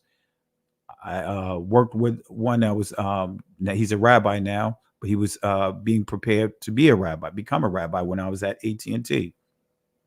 But I had to go into their Talmud, right? They acknowledge the existence of our Messiah, but they profane him. So this is what they say about him. Let's go and get into it, because we got a lot to cover here. They teach that according to the Talmud, that he was crucified, that he was lynched, because they really make it clear that they lynched him. On the eve of the Passover, Yeshu was hanged. He was lynched. For 40 days before the execution took place, a herald went forth and cried, he is going forth to be stoned because he has practiced sorcery and enticed Israel to apostasy. In other words, falling away. Anyone who can say anything in his favor, let him come forward and plead on his behalf. Since nothing has brought forward in his favor, he was hanged on the eve of the Passover. So they acknowledge him here. But notice what they say too. They also acknowledge five of the disciples here too. Because we see here, do you suppose that he was one for whom a defense could be made? Was he not a Mesith, in other words, enticer, concerning whom scripture says, neither shalt thou spare, neither shalt thou conceal him? Yeshu, however, it was different, for he was connected with the government. They say he was even an agent. Our rabbis taught Yeshu had 5 disciples, and they named the disciples here. And they also talk about executing the disciples, right? So the Talmud say that Miriam was a prostitute. That's right. They say Miriam was a prostitute, right? Going slick Rick on us, treating Mary like a prostitute. Balaam, also the son of Beor, the soothsayer, in other words, did the children of Israel slay with the sword, a soothsayer, but he was a prophet. It goes on to say, at first he was a prophet, but subsequently a soothsayer. And they're using many times when you see Balaam, they're actually using this synonymously with the Messiah. And we can prove it here. This is what men say. She who was the descendant of princes and governors played the harlot with carpenters. So they're saying that Mary played the harlot. She was a prostitute, and she gave birth to Balaam, or Christ, who they use Balaam synonymously with him. All right. And this is the footnotes of here, right? Suggests that Balaam is frequently used in the Talmud as a type for Jesus. So it's saying that this person here, Shipdraggers, who wrote a book, I have that book as well. Hereford, Christianity and the Talmud. suggests that Balaam is frequently used in the Talmud as a type of Christ. But guess what? And they make a reference to his book. Though no name is mentioned to show or shew which woman is meant, the mother of Jesus may be alluded to, which theory is strengthened by the statement that she made it with a carpenter. So that's the dead giveaway. So according to that Israel, Christ was raised from the dead through necromancy. So they already made it clear, according to that Israel, that Christ was a soothsayer, that Christ was Balaam, that Christ was an enticer, that Christ led Israel down the path of apostasy. They're going in, but notice what they say here. They didn't stop here. According to that Israel, right? That Israel, Christ, the Messiah of this Israel, was raised from the dead through necromancy. And that's against the law, right? But notice what they say here. This is coming from safari.org, from Gideon 57a, right? I didn't want to read it all because the first portion of it talks about Balaam, and then it brings it into the Messiah, Christ. And I just didn't want to read all of that, take a lot of time. But I'm going to drop this link in the comment section, just so that way you guys at your leisure can, pull this up, and you can actually talk to some of your family members, friends, or include this in part of your evangelistic team if many of you guys are part of ministries. And that way you can teach this truth, put the facts out there. You could give them this link, and many of them will still try to turn their head from this. All right, let me get it up here real quick. All right, let me bring it up here. And guess what, family? These many of these most of these messianic believers, right, from the other Israel or the Israelis, guess what, family? They subscribe to the Talmud. They subscribe to the Talmud. They know this stuff is inside the Talmud. So let's see what it says here. Unkilos then went and raised Jesus, the Nazarene, from the grave through necromancy. So this is saying Christ was raised from the dead through necromancy. Unkilos said to him, who is most important in the world where you are now? Jesus said to him, the Jewish people. Unkilos asked him, should I then attach myself to them in this world?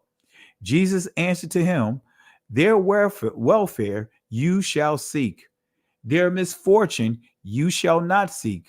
For anyone who touches them is regarded as if he were touching the apple of his eye. Now, according to the Talmud, according to that Israel, Christ is in hell, boiling in hot dung. All right. Leaders of the new school, straight doo-doo. All right. That's another song, right, that they had. That's a whole nother conversation. So Achilos said to him, what is the punishment of that man? A euphemism for Jesus himself and the next world. This is dealing with hell. Jesus said to him, he is punished with boiling excrements. In other words, dung, doo-doo.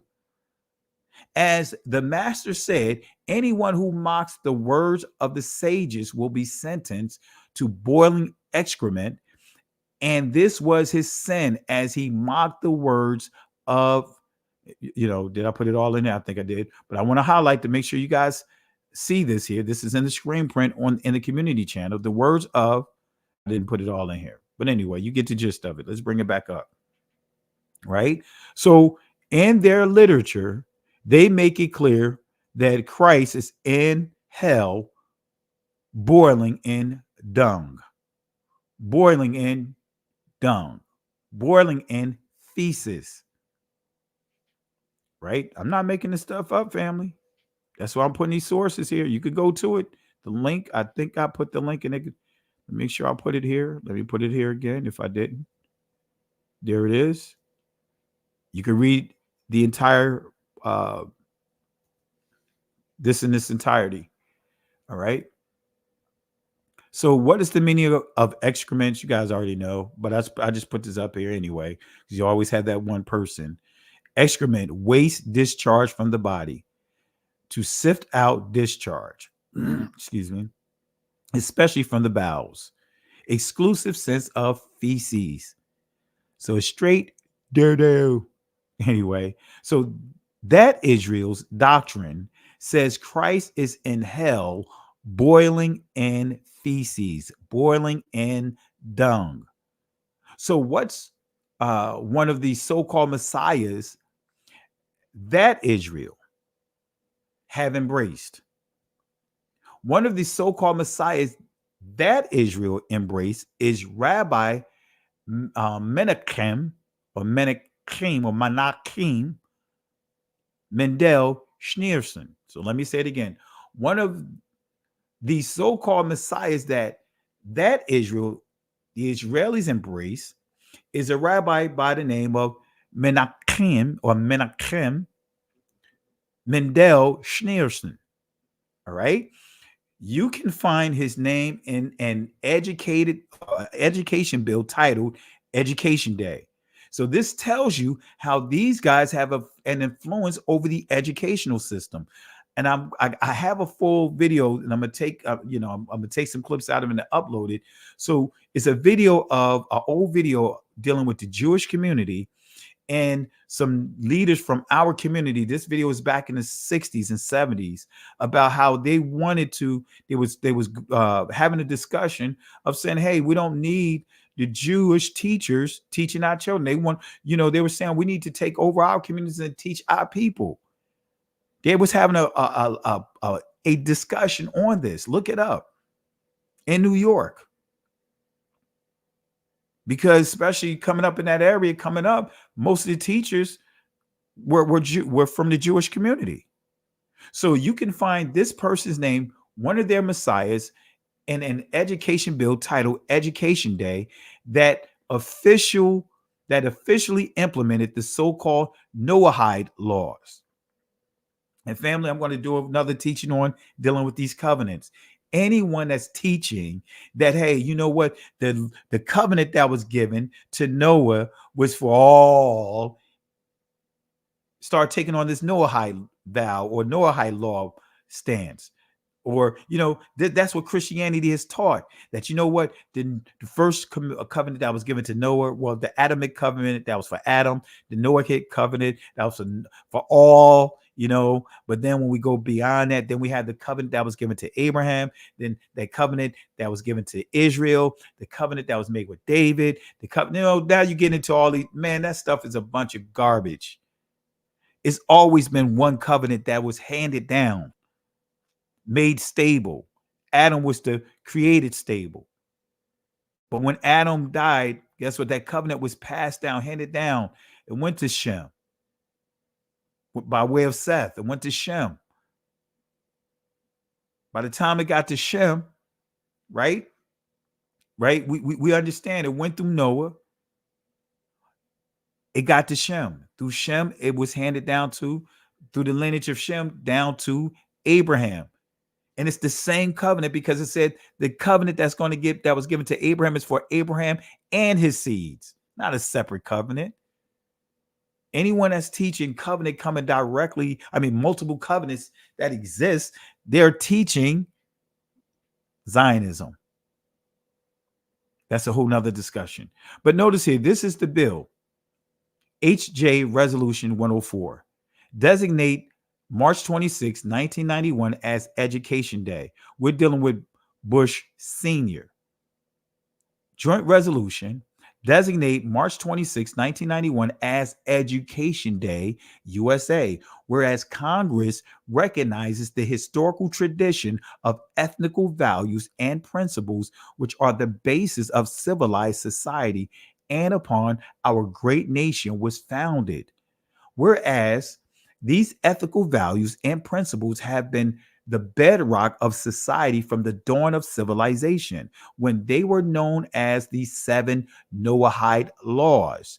Whereas without these ethical values and principles, the edifice of civilization stands in serious peril of returning to chaos.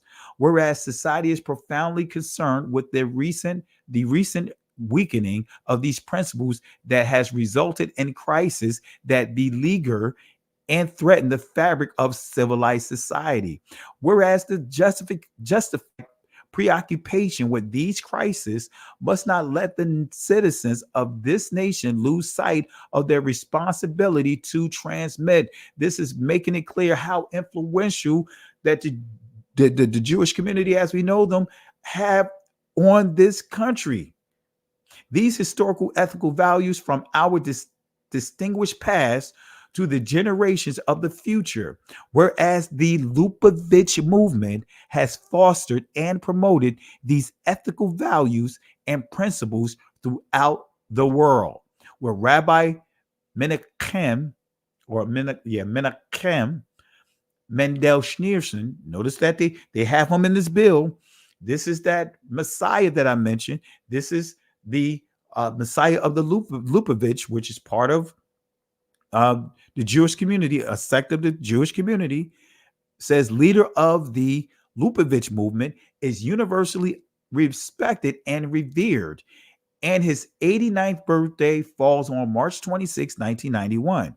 Whereas in tribute to this great leader or spiritual leader, the Rebbe, this his 19th year will be seen as one of education and giving. So what they did was they're telling you that the educational system is heavily influenced by this person and this community. His 19th year will be seen as one of education and giving, the year in which we turn to education and charity to return the world to the morals and ethical values contained in the 7 Noahide laws. Whereas this will be reflected in an international scroll of honor signed by the President of the United States and other heads of states. Now, therefore, be it. So, what is the Lubavitch movement? Right? This is coming from Haaretz or Haaretz. Excuse me, my voice a little hoarse, but that simply means the world, right? Or the land, right? Haaretz or Haaretz. So this is what it says. The Lubavitch branch of Hasidism or Hasidism, however you pronounce it, known as Chabad, is the most successful and most controversial movement in American Jewish life. Schneerson's message that the Messiah was nigh became the leitmotif of the movement in 1991, when the Rebbe suddenly and urgently began advocating a series of programs to induce the Redeemer to reveal himself. His followers identified him at least potentially as the long expected Messiah and were sure he saw himself in that light. Many Lubavitchers, how many is a matter of dispute, continue today to view him as the Messiah, who either is not actually dead or will return from the dead. When he died, family, there were people staking out from this community at his grave for days. I believe it was even weeks, right? So their Messiah is also known as Rebbe. What is a Rebbe? Well, this is what a Rebbe is. Rebbe means my master or teacher.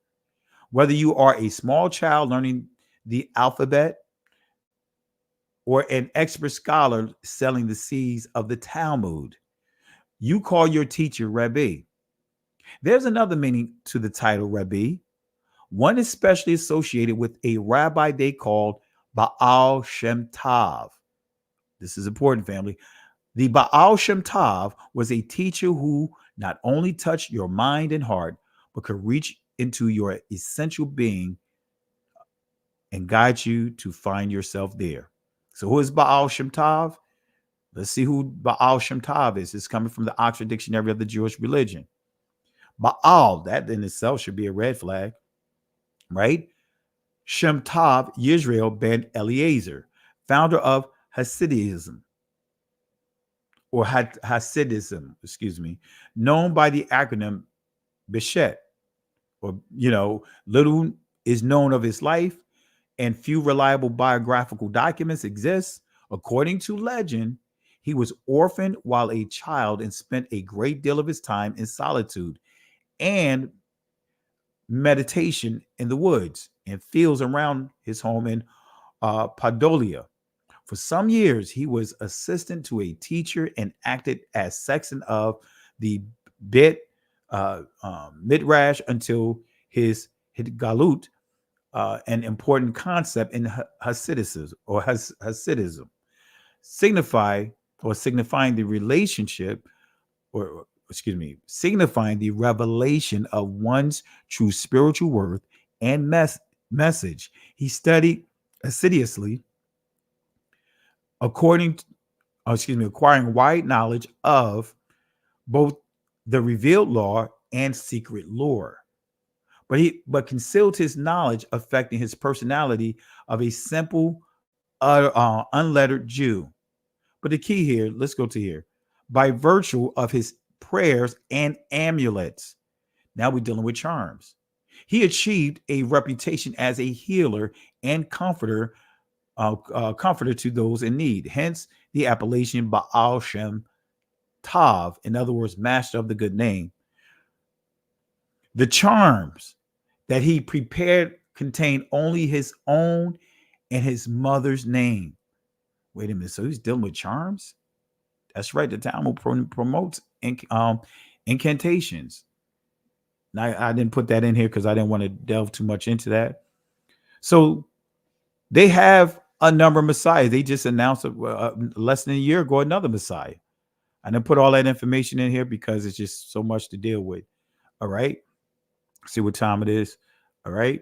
So the son of perdition not only scattered the true Israelite Messiah, they included the seeds of the son of perdition, scattered the true Israelite Messiahs as well.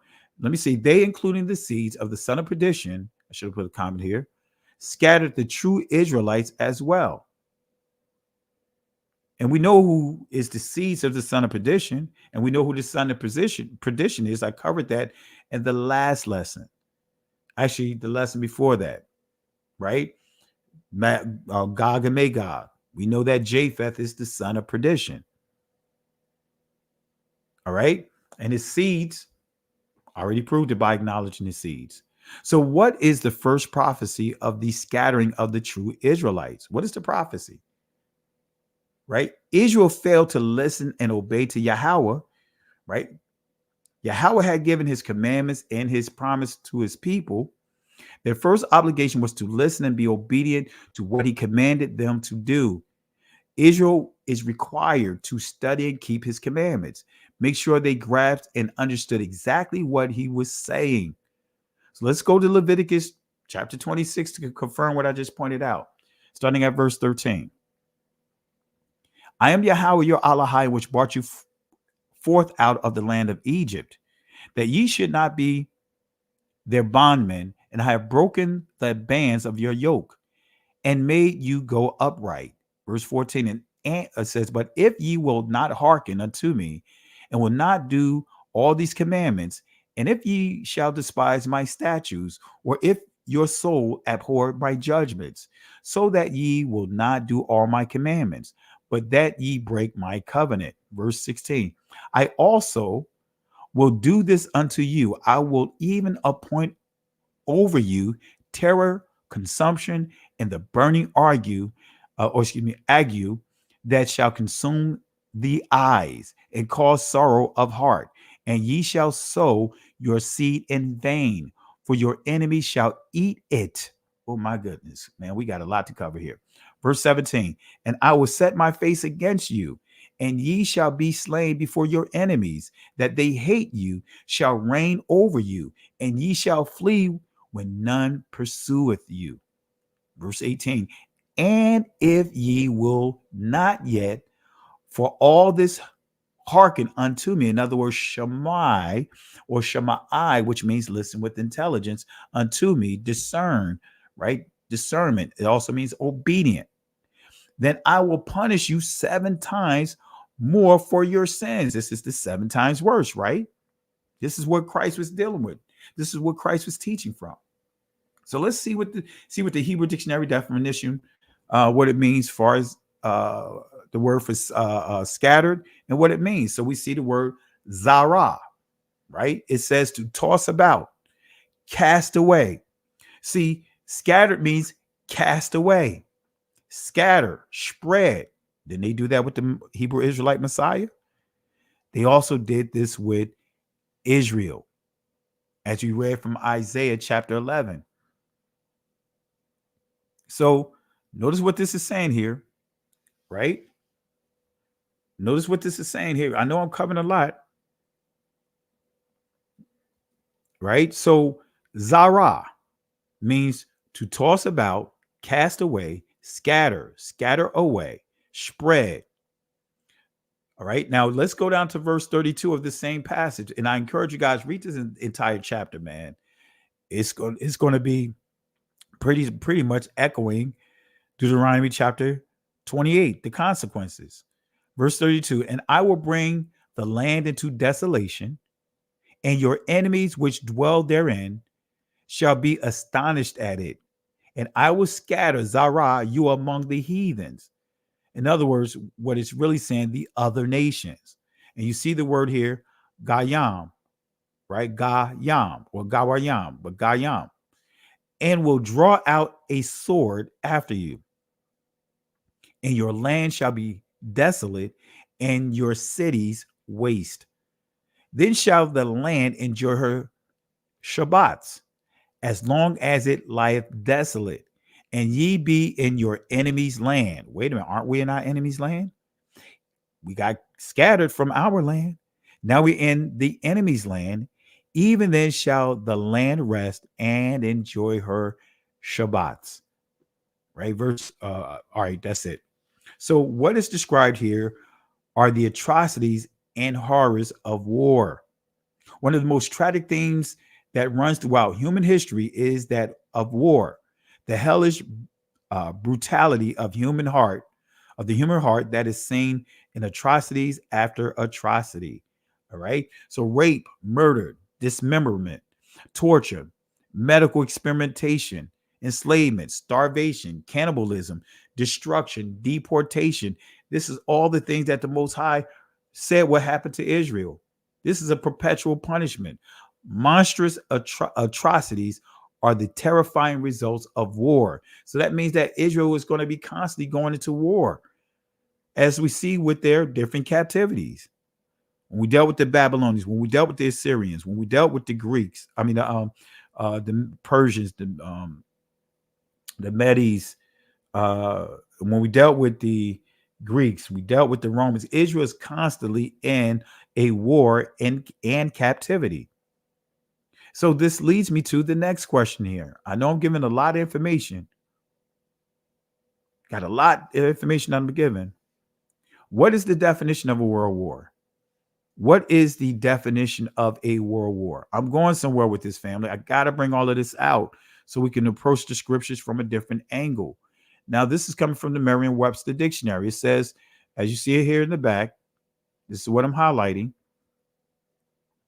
A war engaged by all or most of the principal nations of the world, especially World War, either of two such wars of the first half of the 20th century. So see, this term, right, has us focusing on history according to the colonizers. But notice the key definition of a world war. A war engaged in by all or most of the principal nations of the world. Did that not happen with the transatlantic world war? It wasn't a straight slave trade. It was a world war. Let me prove it. What was the first world war? If we want to go off this definition, the transatlantic slave trade was actually a world war. Let's go to slavery in the Catholic Church. You guys know I pull this out over and over. Papal grants to the kings of Portugal, given authority to enslave Saracens and other non-Christians of West Africa, with whom Christendom is what? At war. In 1442, a Portuguese captain brought to the Gold Coast some Moorish prisoners of war, exchanged them for 10 Negro slaves, and brought these back to Lisbon. A trading settlement was established at Lagos in 1444. It would appear that by 1452, the Portuguese were anxious to establish their property rights over their newly discovered African territories, and so Pope Nicholas V was approached and was apparently led to believe that these territories of the Guinea coast were inhabited by Saracens and other enemies of Christendom. There is no great explanation of a series of papal documents which applied the well-known contemporary rules of war. You see that here. Applied the well-known contemporary rules of war to the situation in West Africa. Come on, family. Come on, family. So who were the principal nations of this time? Now, I encourage you guys to Google and look up and research the Asiento. I'm not getting into all of that, but I just want to keep it brief here, right? Liverpool Museum .org UK. Notice what they say here. European traders, the main European traders, right? The main European nations involved in slaving were Portugal. They were a major player during that time. Spain, major player at that time. Britain, major player at that time. France, major player at the time. The Netherlands, Denmark, Sweden. And it goes on to say Britain began large-scale slaving through private trading companies in the 1640s. The London Royal-based Royal African Company was the most important, and from 1672 had a monopoly of the British trade. Other merchants who wanted to enter this lucrative trade opposed the monopoly, and it was ended in 1698. So we dealt with some of these major European descendants of Japheth, but let me deal with another group here. Let's deal with the other Israel, right? The other Israel. Let's deal with that Israel over there. Let's deal with the Israeli European group, that other Israeli European group that dominated the transatlantic world war. Let's deal with that group, which brings me to Kittim, right? When I did this lesson a week ago, I didn't deal with Kittim, right? Go back and I tell you, deal with that. Watch that first lesson on Gog and Magog that I did a week ago. So who is Kittim? Who is Kittim? Let's see who Kittim is.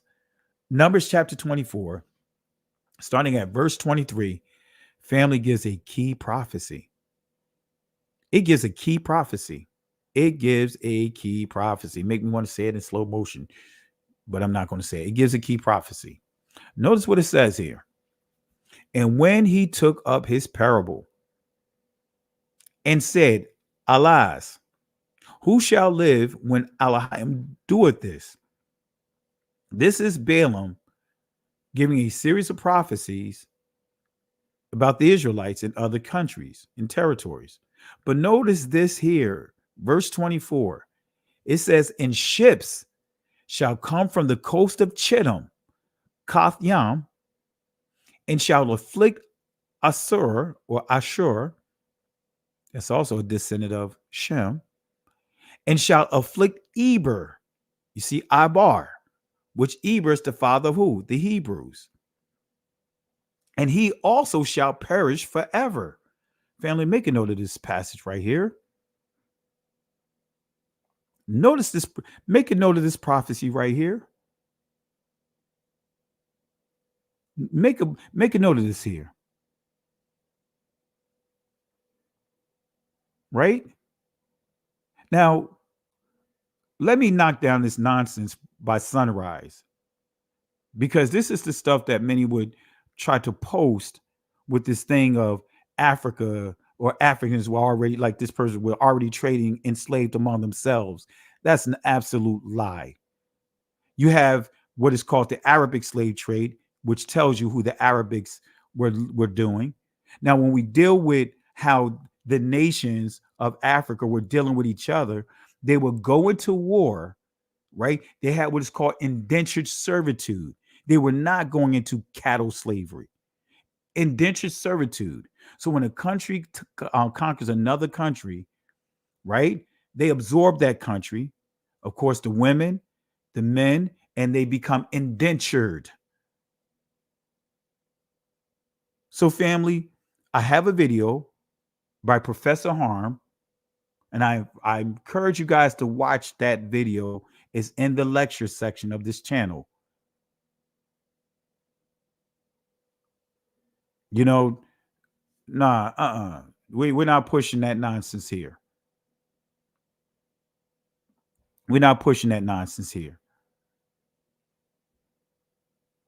See, when the infighting that was going on with different African communities, they had no clue about chattel slavery. They had no clue about what was happening once they went beyond that point of no return. They had no clue. They had no clue about what the Europeans had in mind. They had no clue, because how they eased their way into it, they were providing arms to one side to help that one to destroy the other side. And then what they do, enslave all of them. Come on, family. Let's stop with this nonsense here. I'll kick that person out because I'm not having any of that stuff spewed inside here. All right. But anyway, we see Kittim said, shall afflict Ashur and shall afflict Eber. Said Eber will be afflicted by Kittim by way of what? Ships. And it says here, and ships shall come from the coast of who? Kittim, Kath Yam, and shall afflict Ashur, and shall afflict Eber, Ibar, and he shall also perish forever. So who is Kittim? Kittim shall afflict the Hebrews with their ships. This ties into a particular prophecy. But I want to ask this question. Did the name Egypt only refer to the literal in terms of physical Egypt? Did it only refer to the physical Egypt, the literal physical Egypt, as Dr. Brown stated in this comment here? Let me allow you to hear his clip here. Let me play it one more time. Let's see what he says. Family, we going geek mode here. Let's go to Michael Brown.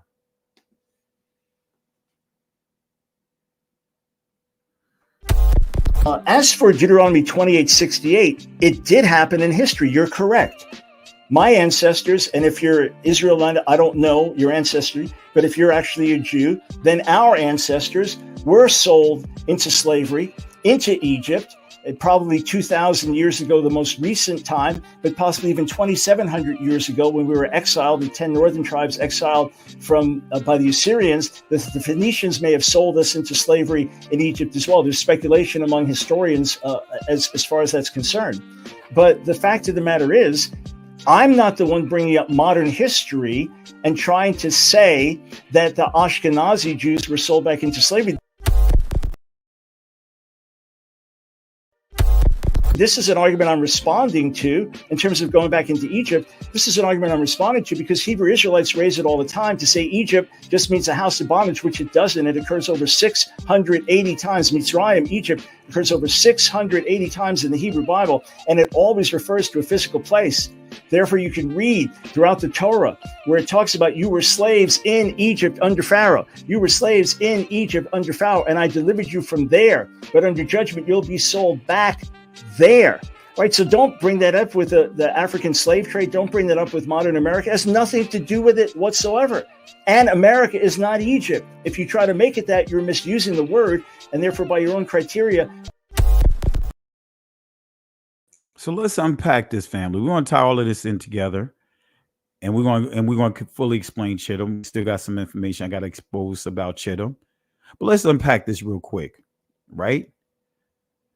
Is there a spiritual Egypt? Because he said that wherever you see Egypt, it's always referring to the physical Egypt, which he's referring to the ancient Egyptians, the territory, and being enslaved by them, as he pointed out.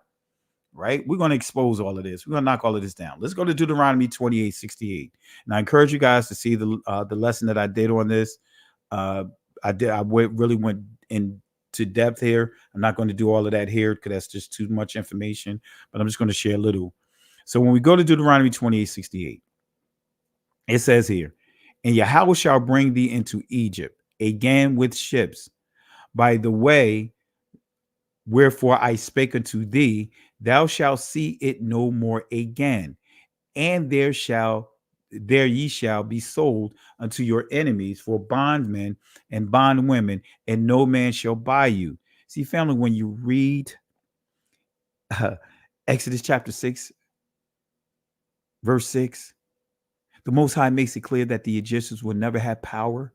Actually, we go even before that, not just Exodus 6 and 6, but also not before that, but we could go to Exodus chapter 14, verse 13 and 14. I recite it every time I do a live.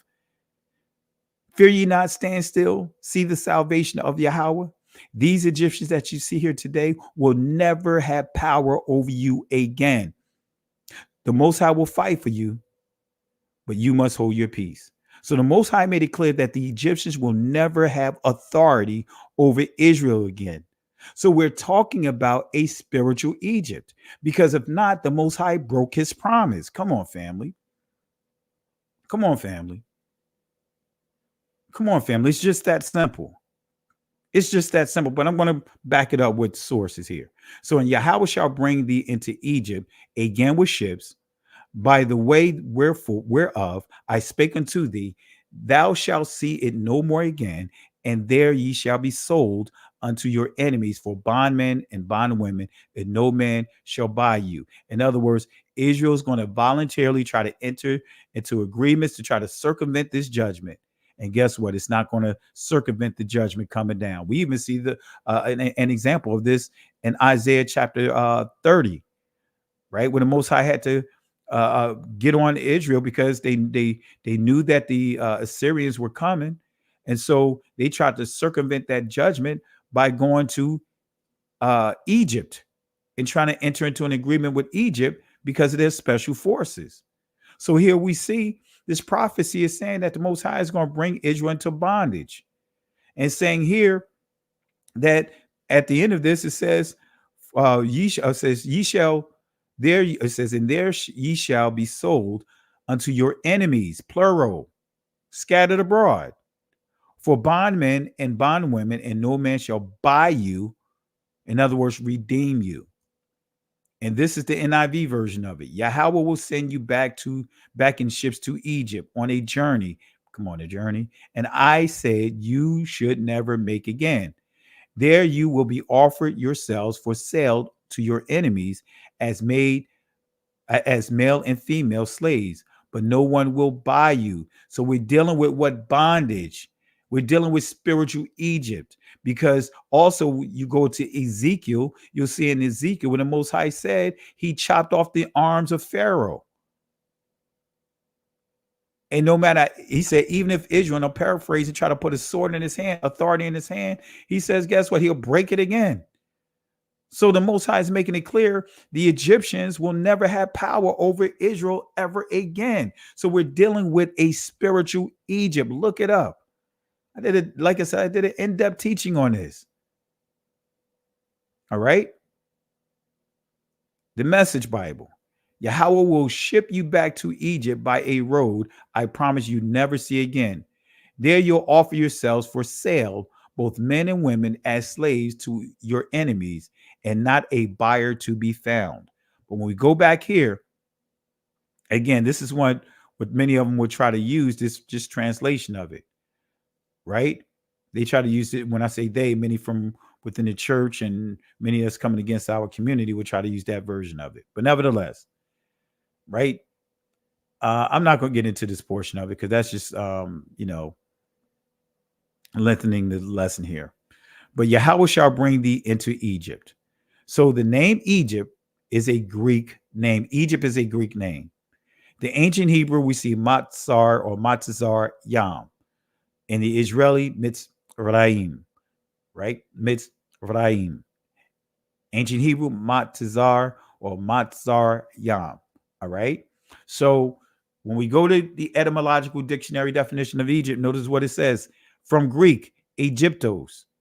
So Egypt, that name is a Greek name. All right. And notice what it means. The Egyptian name Kemet, and actually Kamat, comes from Kam.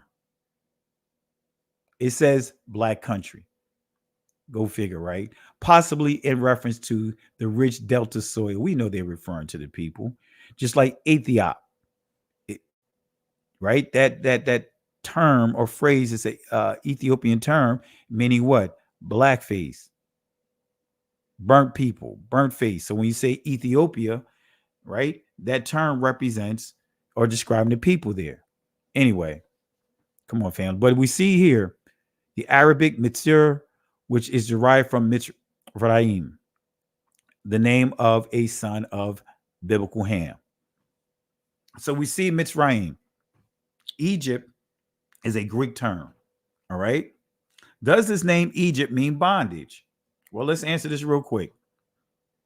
We see, of course, Upper and Lower Egypt, but we still need to go a little further with this, right? So the masculine plural Yam plus Matzar or Matzar forms the Hebrew word Egypt, right? So the key is this word right here, Matzar or Matzar. Let's see what that word means. It says here, a mound, in other words, besiegers. We see here a siege, defense, fence, fortress. We see siege again, siege enclosure, stronghold. All right, we answered the question. So Matzar or Matzar means besiege. So Matzar comes from the primitive root word tazar, which means confine, adversary, assault, beset, besiege, right? And when we go to the Oxford Dictionary of besiege, notice what it says: surround with armed forces. Surround, in other words, a place with armed forces in order to capture it or force its surrender. Lay siege. Okay. And then when we go to the Oxford Dictionary definition of siege, it says here a military operation. Right? Besiege. We have besiege. Let me go back here. Right. And actually, this should be siege. Right. This is messed up here. As you see down here, you'll see the same definition here. All right, cutting off essential supplies or all that. So my apologies for this portion of it not being correct. But anyway, a military operation in which enemy foes surrounded town, building, cutting off essential supplies with the aim of compelling the surrender of those inside. That's what we see happening at Gaza, right? Those people can't leave that territory. They're under siege, right? Air prison. Right? An operation in which a police or other force surround a building and cut off supplies with the aim of forcing an armed person to surrender. All right. So again, let's go back to Exodus chapter 1. Well, let's go to Exodus chapter 1, starting at verse 11. Therefore, they set over them taskmasters, right? All these Negroes, right? Exodus chapter 1, verse 7, that was scattered all through Egypt as slaves. So here it is. They laid them under siege, the taskmasters, to afflict them with their burdens, right? And they built Pharaoh treasure cities, Pithom and Ramses. All right. So, but the more they afflicted them, the more they multiplied and grew. And they were grieved because of the children of Israel.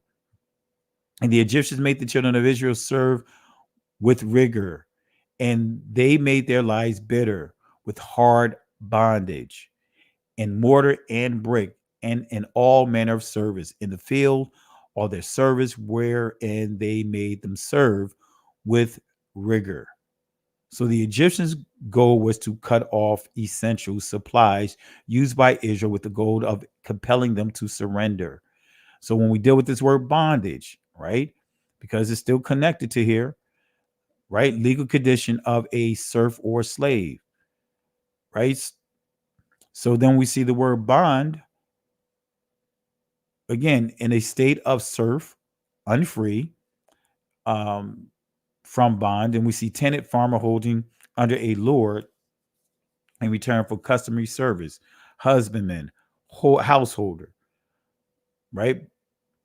The noun deteriorated in English, but nevertheless, we're dealing with, it says the rise of feudal system from free farmer to serf slave. So you have serf and you have slaves, all right? You can also deal with indentured servants, right? But anyway, all right, let's fast forward here, all right? I want to just fast forward, all right? So does the name Egypt mean bondage?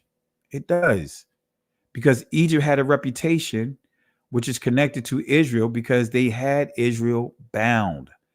So bring thee into Egypt means to be bound again by the spirit of the Egyptians. Why? I'm going to prove it.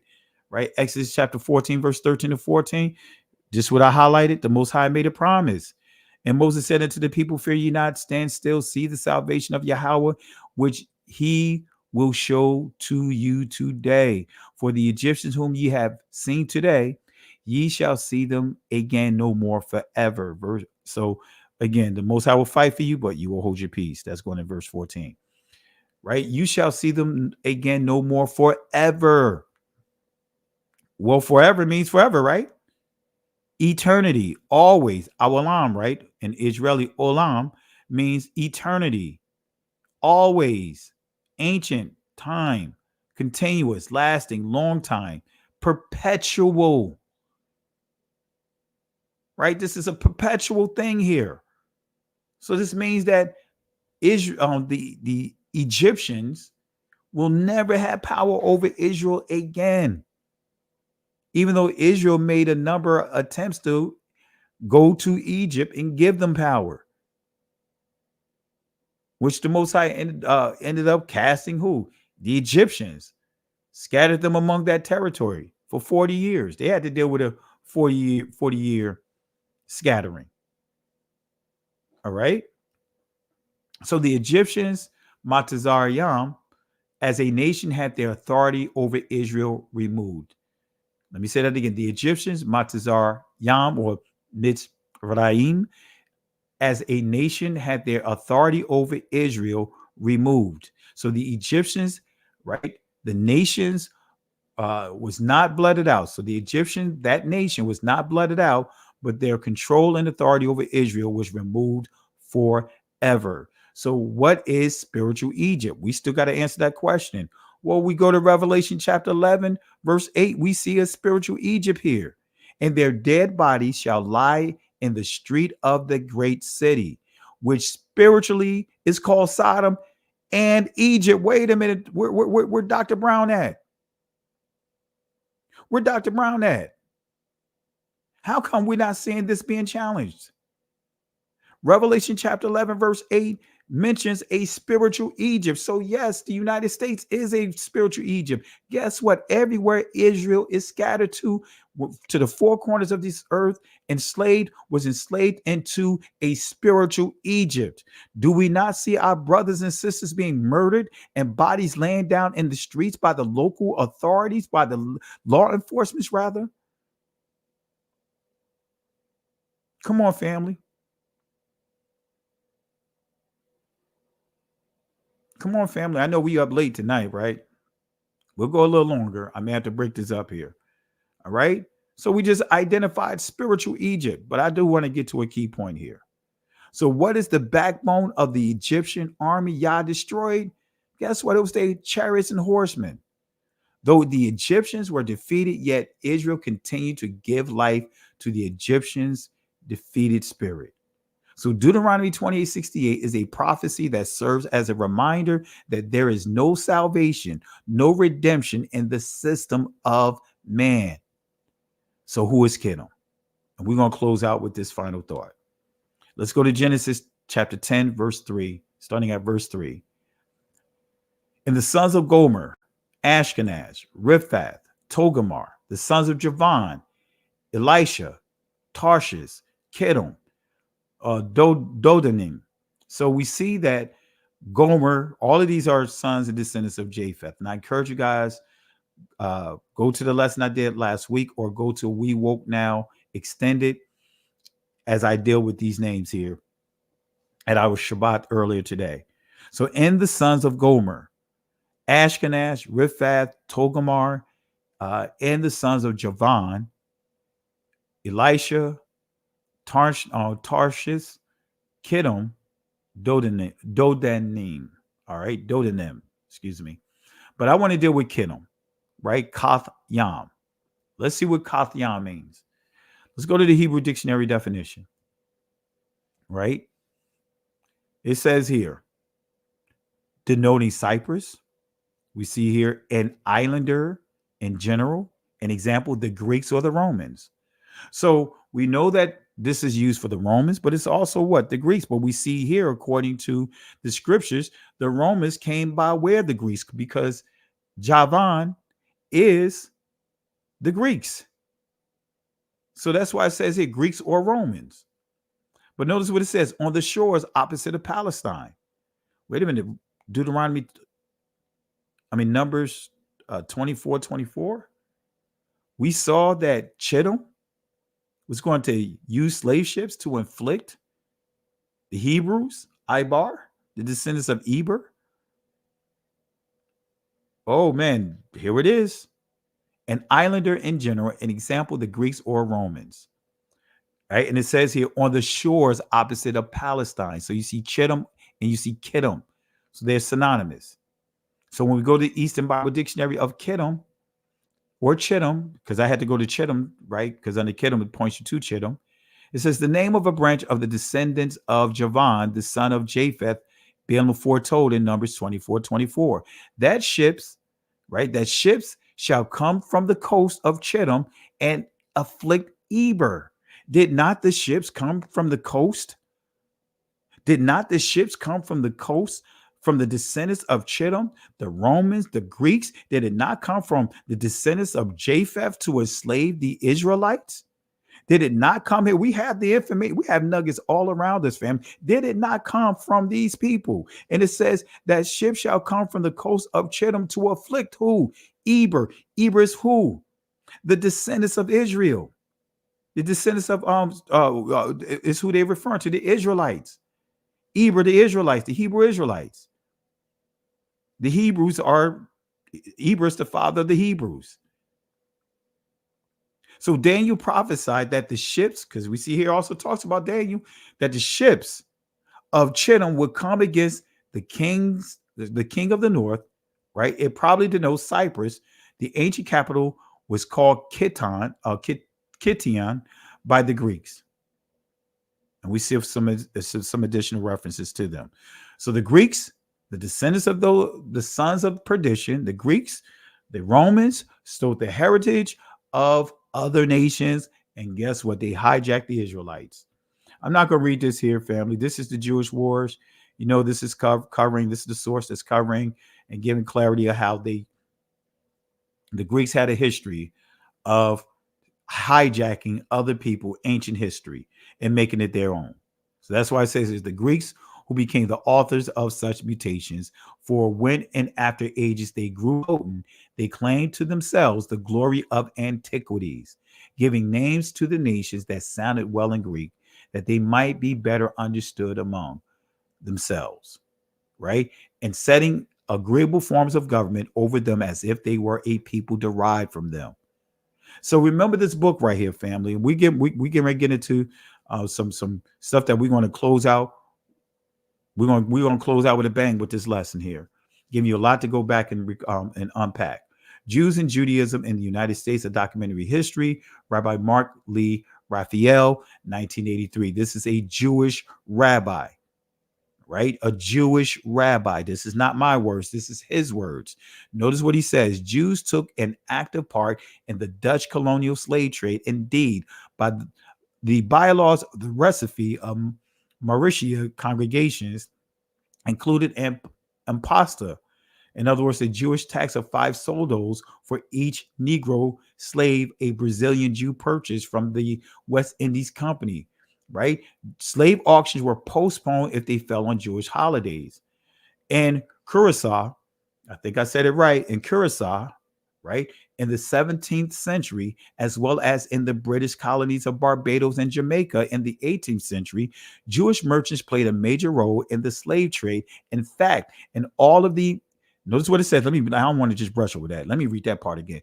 Jewish merchants played a major role in the slave trade. In fact, in all the American colonies, whether French, British, or Dutch, Jewish merchants frequently dominated. This was no less true on the North American mainland, where during the 18th century, Jews participated in the triangular trade that brought slaves from Africa to the West Indies. There exchanged them for molasses, which in turn was taken to New England and converted into rum for sale in Africa. Isaac da Costa of Charleston, right, in the 1750s, David Franks of Philadelphia, and Aaron Lopez of Newport. And actually, it's not Newport News, because I was initially assuming it was Newport News. But as I did a deeper dive on these guys, and I'm going to show you a deeper dive I did on Aaron Lopez. Actually, this is Rhode Island. This is Newport, Rhode Island. This is in the New England territory. Oh, yeah. So they had slavery was all up in the New England territory, right? Aaron Lopez of Newport in the late 1760s and early 1770s, notice what it says, dominated Jewish slave trading on the American continent. These guys dominated it. So these three Jewish slave owners dominated the trade at their location, right? And we see that in this very deceptive article that I highlighted last week, right? This book is trying to downplay it, right? But these are the names that they highlight. And I know that they make a reference to the book I just shared with you, because number one, they have the names in the exact same order. But they try to use the word prominent versus dominant. But anyway, I'm not going to get into all this right here anyway. But going back to the source, Isaac da Costa, David Franks, all these are Jews. Aaron Lopez dominated Jewish slave trading on the American continent. In these European outposts, the Jews, with their years of mercantile experience and networks of friends and families providing market reports of great use, played a significant role in the merchant capitalism, commercial revolution, and territorial expansion. All right, but let me fast forward, family. I don't want to just keep repeating this here, but it says here, Jewish Caribbean nexus provided Jews with the opportunity to claim a disproportionate influence in the 17th and the 18th century. All right, West Indian Jewry far outnumbering its co-religionists. Groups of Jews began to arrive in Suriname in the middle of the 17th century. And just giving you some of the number of groups, how many plantations they own, and the slaves, man. And we know that it was more than what we see documented. We already know that. But let me fast forward here. Let me go ahead and get to a key point that I want to highlight. All right. And as we see here again, slave trading was a major feature of Jewish economic life. Slave trading was a major feature of Jewish economic life in Suriname, which is as a major stopping off point in the triangular trade. Both North American and Caribbean Jews played a key role. All right, so let's go forward. Let's deal with this guy, and we're going to wrap up with him. Let's deal with this Jewish owner, Aaron Lopez. Let's deal with him. Let's start with the Jewish Telegraph Agency, 18th century Jewish merchant, Prince of Rhode Island. So he's called the Prince of Rhode Island, right? Let's see what the Jewish Telegraph, which is a Jewish publication, and no, like, if Vinay is still watching this, he would tell you, I was thinking about, excuse me, let me clear my voice. I was thinking about doing a lesson on doing the spin on Spideyverse, and I was going to take that theme and make it into like a Jewish verse. And then I see this here when I was putting this presentation together, Jew verse. Because guess what? They establish their own doctrine or trying to determine who's, you had to, with all the Jews, you had to Ethiopian Jews, you have the Asian Jews, you have so many different, and none of them are connected genetically. But they use genetic distances. So they have a different story for anyway. I just had an idea of doing a video called that's taking the Spideyverse theme and calling it Jewinverse. Well, I didn't say Jewinverse, but I didn't come up with an actual name. Actually, I think I said to him Jewish verse, Jewverse or something like that. But then I see here Jew inverse. Anyway, Juniverse. That's what they're saying, Juniverse. Go figure. But anyway, this is what it says. At the prime in the 18th century, Aaron Lopez was the wealthiest man in Newport, Rhode Island. So he owned the ports too. He didn't get that way by taking the moral high ground. Born in 1731 to Portuguese converso Jews, Lopez practiced Catholicism openly and Judaism behind closed doors. Upon resettling in Newport in 1752, he headed a booming mercantile business. Not only after he became a key supplier of munitions to American Revolutionary Forces, dabbled in whaling, and shamefully participated in the slave trade. Lopez was said to have had at least partial ownership for over 30 oceanic ships and more than 100 coastal vessels. So he had at least partial ownership, at least either he owned them fully or at least partial ownership of over 30 slave ships. I don't like to just say transoceanic or oceanic ships.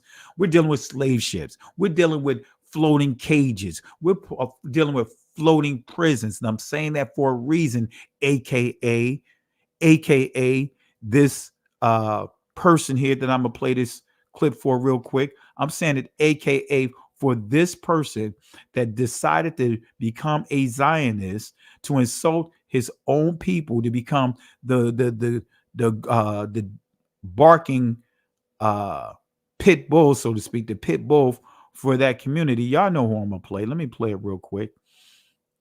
This guy right here. Only place in the world where I can go and study Torah and eat kosher food. Only place in the world. Some cowardice, dog, and all y'all support it. Oh, f you. On my mama, we don't respect none of y'all for that. Peace.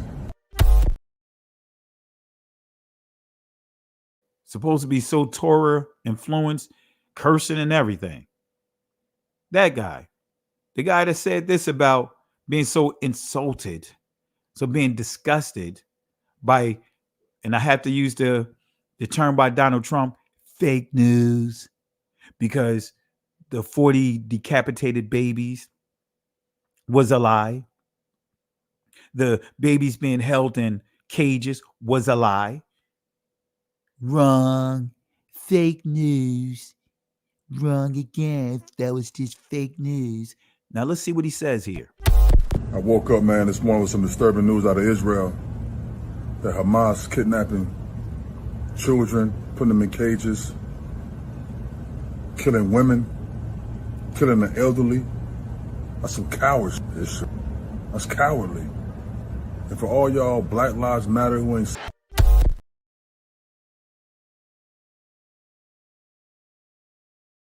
Never thought that I would actually be quoting, using a Donald Trump quote. But we know that it was fake news. Now, this is not trying to minimize innocent people or people that are being killed in that war. That's not what I'm doing here. But at the same time, those are straight lies. You guys heard or saw the video, Piers Morgan lying, saying that he never said 40 babies being decapitated and all of that, beheaded. Then I played the clip of him saying that 40. Come on, family. We got to be real about this. So, again, this is not trying to belittle or minimize the atrocities of innocent people losing their life. But family, I'm not taking one side over another. Period. I'm not. I'm not favoring one side over another, period. But there's some crazy stuff going on over there. Contradictory stuff. But anyway, American revolutionary forces dabbled in whaling and shameful participated in the slave trade. Lopez was said to have had at least partial ownership of over 30 transoceanic, in other words, over 30 slave ships. We're not going to dumb it down. We're not going to try to make it easier for the ears to hear. No, slave ships, floating cages, floating prisons, floating barracas, floating containers, and more than 100 coastal vessels. He was also a great promoter of positive interfaith relations, prohibiting ships from departing from his dock on either the Jewish or Christian Shabbat. Wow, golly gee. So that was so positive that he shut down his docks on the Shabbat. But in that Israel enslaving this Israel. But let's go to another source, the William and Mary Quarterly. Let's see what it says on page 601 about this person here. Let's see what it says on him. And we're going to close out with this. The current tendency to regard the trade as mythical overlooks the activities of a prominent Newport, Rhode Island merchant, Aaron Lopez, who sent 14 vessels to the slave coast between 1761. And we know he had his hands in far more than that, right? But just going off the source was 1761, 1777. These voyages are documented in detail in the Lopez commercial papers. So also you'll see in that source that I highlighted from that rabbi showing how the Jews dominated the slave trade, the World War. He has some receipts in there about the actual letters that Lopez sent to his own son.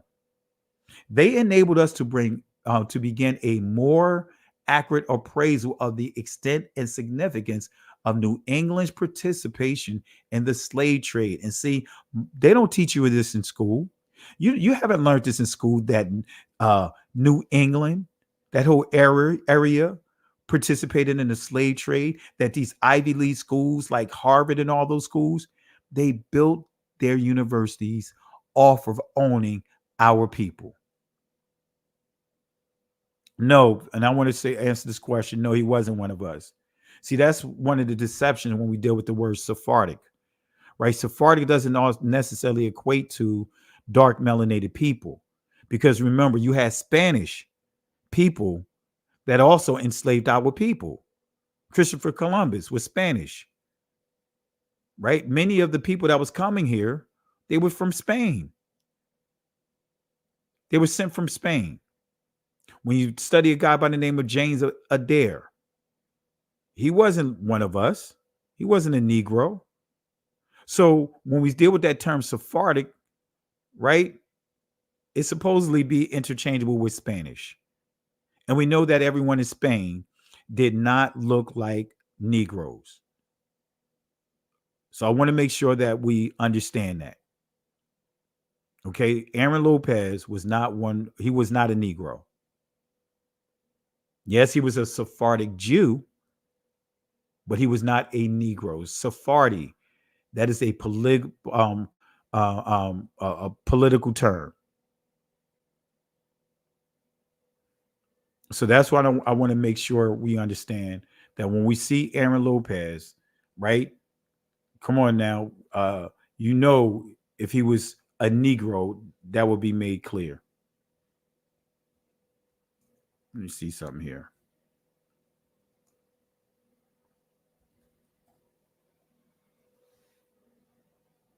Right? Come on, family. Let's see some images of him real quick. Come on, family. Come on, family. See, that's one of the unfortunate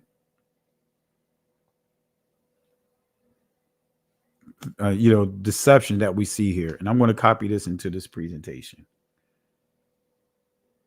because we try to make, unfortunately, because of how we understand Sephardics, we think that all the Sephardics were Negroes. That's where you have to understand the Moors, Moranos, understanding really what that means. When you get into those terms, then you could call more so start differentiating who's who. But let me go to let me see if I can put it in here. All right, let me see if I have a bigger image of it. All right, let me copy this image over and then we'll continue here. All right, that's a great question. And I should put his image up in here because that was the first thing I looked up. What's the image? What's some of the early images of him?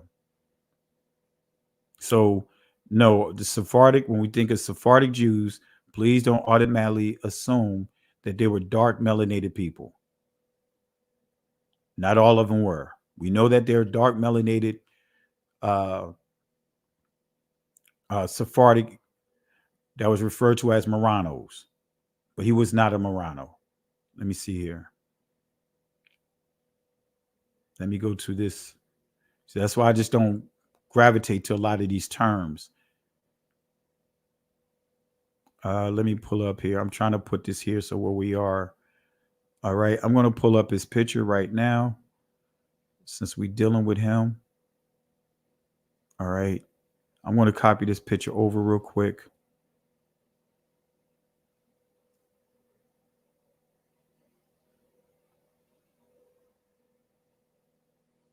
I want to shrink it down and I'm going to put it in the backdrop so you guys can see his picture in the back. Let me you know me, guys. I got to put my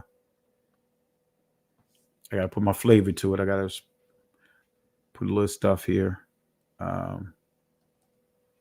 Presentation is everything for me. So let's put this in the back. All right. All right. That's his image right there. All right. And you can look him up.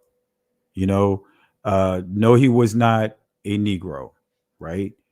It would be clear. They would make it clear if he was a Negro. All right. So I hope this helps here.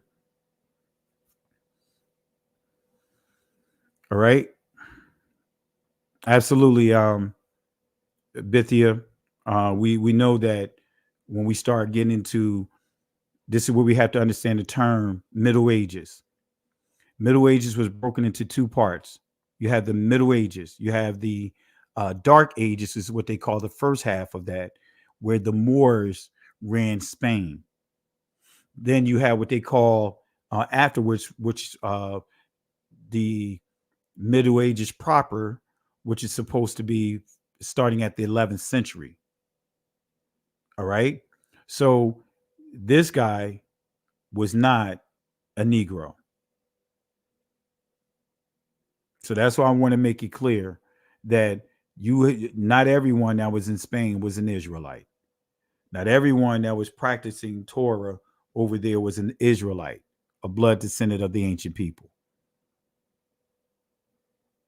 So family, let's not add anything of it. No, he was not a Negro. The picture wasn't tampered with. If anything, they add coloration to it. But if you go to the other pictures, you'll see he was not a Negro. So I want to make sure, family, let's not add more to it. But I just want to make sure you guys understand. I'm not going to get into all the conspiracy theories. The question was asked. Here's his image. He was not a Negro. All right. So the current tendency to regard the trade as mythical overlooks the activities of a prominent Newport, Rhode Island merchant, Aaron Lopez, who sent 14 vessels. We know he owned at least 30, had ownership into at least 30, to the slave coast between 1761, 1774. These voyages are documented in detail in the Lopez commercial papers. They enabled us to begin a more accurate appraisal of the extent and significance of New England's participation in the slave trade. Lopez, a Sephardic immigrant in 1752 from Lisbon to Newport, where he joined his brother Moses and his cousin Jacob Rodriguez Rivera.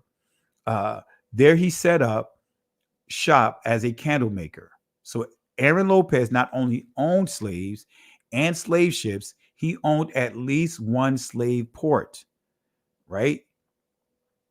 Continuing on, this is on page 601. So Lopez presumably realized a profit from the venture, for it was followed by a series of 6 slaving voyages in the years 1764 through 1768, right? Now, notice here, in red, this is the name of the slave ship, Spry or Spree, right? But Spry, right? We see here, this is the captain that was on that ship, Captain William Pennegar, right? So this is giving you more information, stopping at Barbados, Jamaica, New York on the return. But it says sold slaves, right? Had 57 slaves on this one that made it. So keep in mind, just because you see an exact number, these are the slaves that made it safe, arrived safe. And I'm going to explain that here in a second. We had another slave ship he owned called Africa. Go figure, right? The good ship Jesus, right?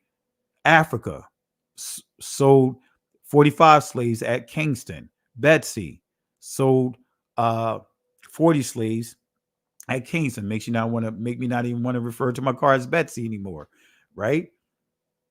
Sally sold slaves at, as we see here, at St. Kitson or whatever Kitts. We see here 33. Africa sold slaves at Kingston, 69 slaves that was on there. And here's some of the other slave voyages, right? So it's a lot more to unpack, but I'm going through here trying to give some of the top information in terms of the simple bullets that we can extract out of here. But in May 1770, a large cargo of English goods, this is key here, coming from London on Diana, a Lopez vessel was sequestered by the Newport Committee of Safety for infringing on the non-importation agreement. The incident caused Lopez to alter drastically his plan of trade. Briggs was now to get his Guinea voyage, which would not be interdicted or interdicted or whatever, interdicted or dicted by non-importers. Excuse me for butchering the word. My apologies, family. Ship Cleopatra was diverted from its projected 4th voyage to London and prepared instead for Africa. With Cleopatra went sloop Mary, William English captain, right, which was to serve as tender to the large vessel. These were the first 2 7 voyages that completed the history of the Lopez Rivera slaving concern. Then we see here Mary, slave ship Mary, sold slaves 57 in Barbados. Cleopatra here, 96 slaves in Barbados. Cleopatra again. And here's a kicker. It says 230 slaves in Barbados, right? Anne, this slave ship Anne, 140 slaves in Kingston, right? Another voyage with ship Africa, 49. Cleopatra, another voyage, 77. Then we see Anne. We see 112 slaves sold in Jamaica. So there was a very high mortality rate on Aaron Lopez ships. Why did I say that? I'm going to explain here. That's why I say just because you see some solid numbers here doesn't tell you about the slaves that died in the process. This is just saying the slaves that made it through that he was able to sell. Why? Because let me highlight this here. Sadly, on their Guinea voyages, and the 2 men carried out their voyages in 1770 through 1771 with uncommon dispatch. Cleopatra, quite unexpected, so early arrived at Barbados on January 11, 1771, with a cargo of 96 slaves. And Mary came in about the same time, although the trade on the coast of Africa had been reported extremely dull and the price of slaves high. Nevertheless, something went sour. Haley and Hopkins, Lopez Chief London, correspondence in a letter of June 8th, 1777 to Lopez, right? It says here, acknowledge with concern the disappearing, the disappointment you experienced and the remittance intended us from the Cleopatra's voyage. And they were also in communication with Rivera about the insurance on the cargo. Probably Cleopatra had experienced very heavy mortality, for she brought back the much higher number of 230 blacks to Barbados on her voyage, on her next voyage. So this telling you, just because you see those numbers, those low numbers, doesn't mean that they didn't have a lot of slaves on those ships. It tells you that Cleopatra had experienced very high mortality rate, for she brought back the much higher number of blacks, right? A number of 230 blacks. So many of her voyages, you saw low numbers. That means that many of the blacks were dying at sea. That's why you see at the top here, right? Zoom in. Let me slide it over.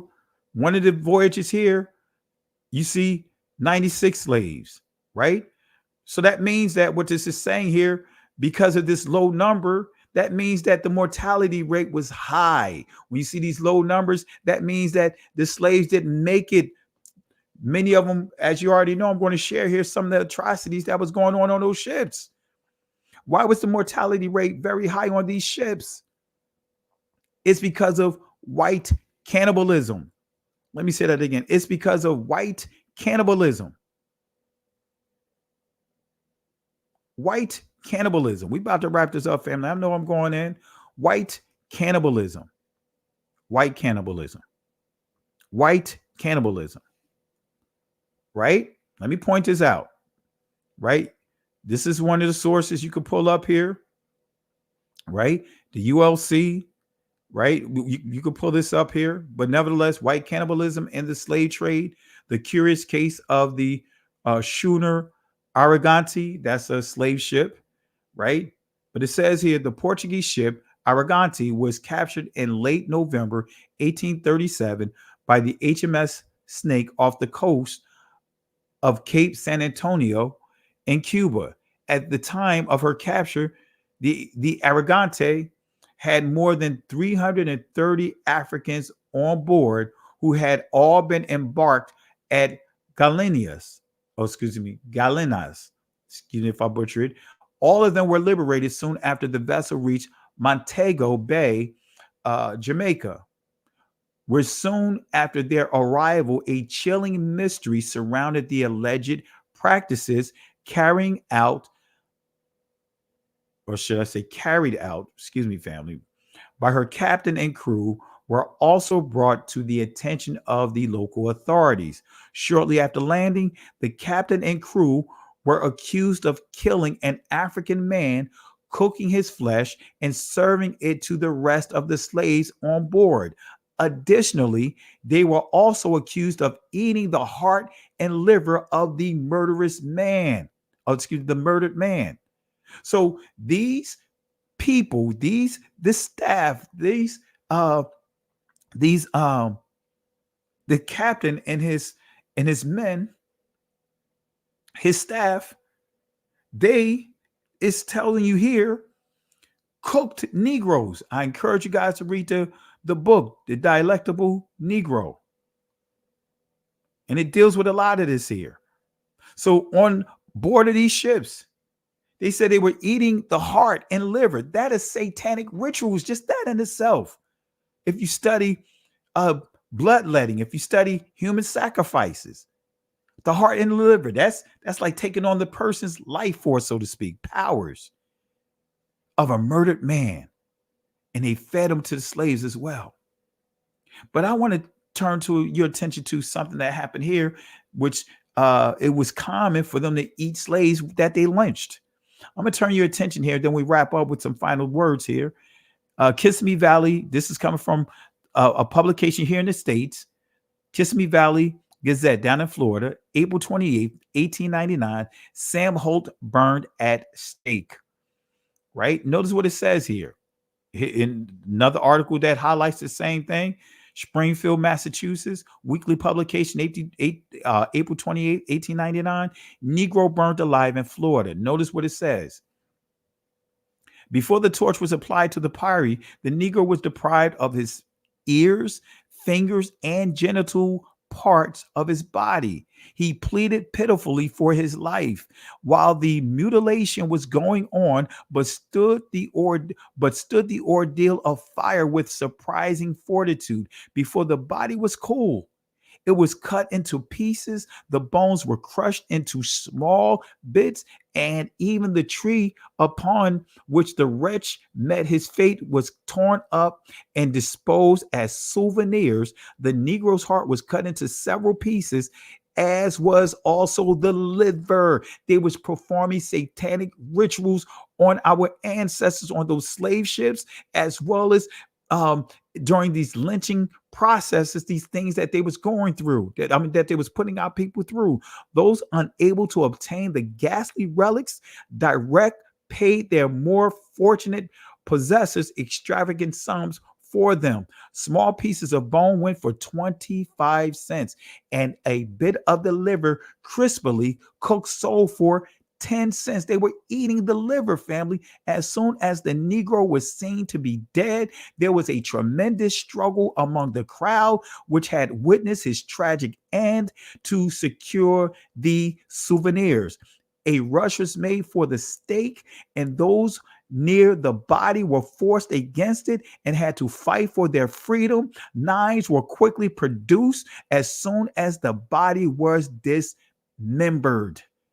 So even the tree upon which the wretched met his fate was torn up and disposed as souvenirs. So the conclusion of the drama, because drama, when you understand Odin, and then you can properly understand what the Romans did to the Messiah by piercing him with that spear. That was Odin is synonymous to their god. What's his name? Zeus. Come on, family. Odin is the Norse god that's synonymous to Zeus. So piercing the Messiah in the side represents them a homage that the Norse religion would do to human sacrifices. They will pierce them. They will hang a human sacrifice up for 9 days. They will pierce that sacrifice in the side, right? Pierce them to bring drama, bring pain to that person. And they sang songs about it as paying homage to Odin. Well, what does Odin mean? Well, what is the matter of fact? What is the word for affliction? Right? When we start dealing with the times of sorrow, what is the Greek word for sorrow? The Greek word for sorrow is Odin. Right? Odin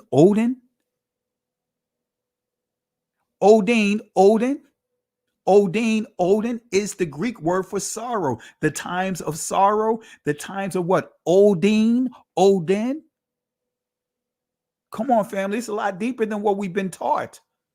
So they did this to bring drama to Sam Holt, paying homage to Odin. Likewise, that's why we're the only people that was treated like this, hung on crosses, hung on trees, cut up into pieces. Come on, family.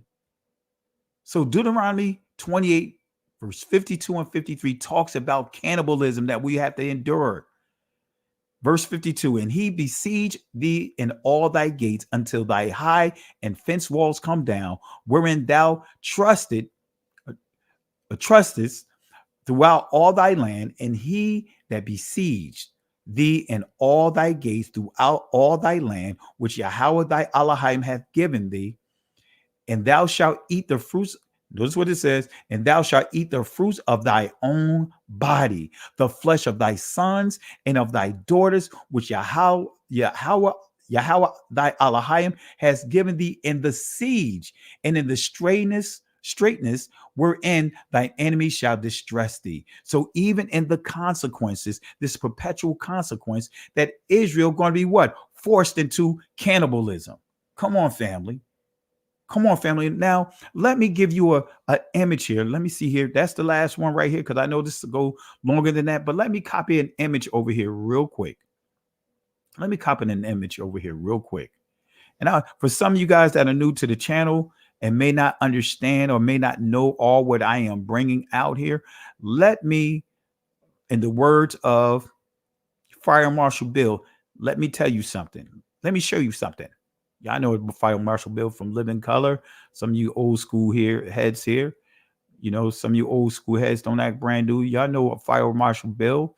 Let me tell y'all something. Look like President Biden, or Biden look like Fire Marshal Bill. Y'all know what I'm talking about.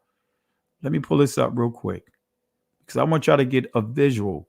See, this is the stuff they don't want to tell you about, because when you study the history, matter of fact, Nat Turner, they ate part of his body, and then they made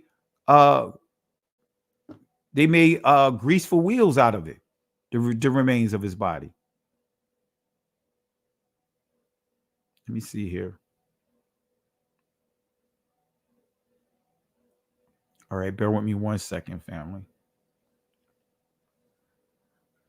Man, I'm telling you, family, this stuff make you upset, man, when you really study the history and you go through a lot of these sources I go through, man. That's why sometimes I have to take a break from this stuff. That's why you'll see me 1 minute I'm teaching this stuff, and then the next minute I'm taking a break from it. Because this stuff, man, when you read the stuff that our ancestors had to go through, man, it was brutal. Man, this stuff was brutal, man. I some of this stuff I just couldn't just keep looking at it, because it could really put you in a very how can I put it, angry state. And I just I didn't want to just I need to take a break from going through some of these books and pictures, because I have all kinds of books that have raw images of the lynchings and the things that our ancestors were going through, how they were sodomizing, molesting boys, raping them. Many of the men, they were being raped, not only eaten, they were being raped. Let me see something here, family. I'm trying to get this one picture here, and I'm going to close out with this. And I appreciate you guys for being up late. Let me just get this last image and we'll wrap it up here. Let's see here. Where is my picture that I'm looking for? Or the picture, not my picture. Let's see here. If not, I may have to pull it up a different way. All right. Tell you, family, man, and have the nerve to try to disrespect what we had to go through.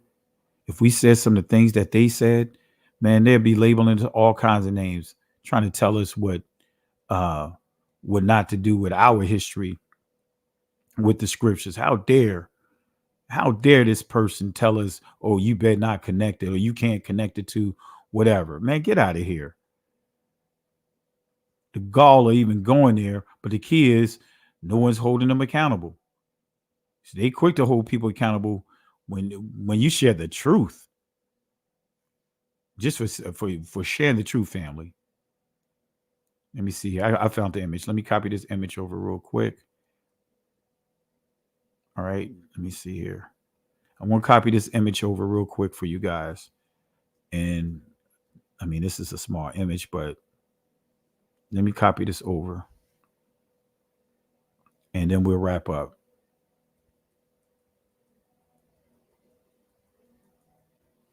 All right. Where is it? Let's drop it right here.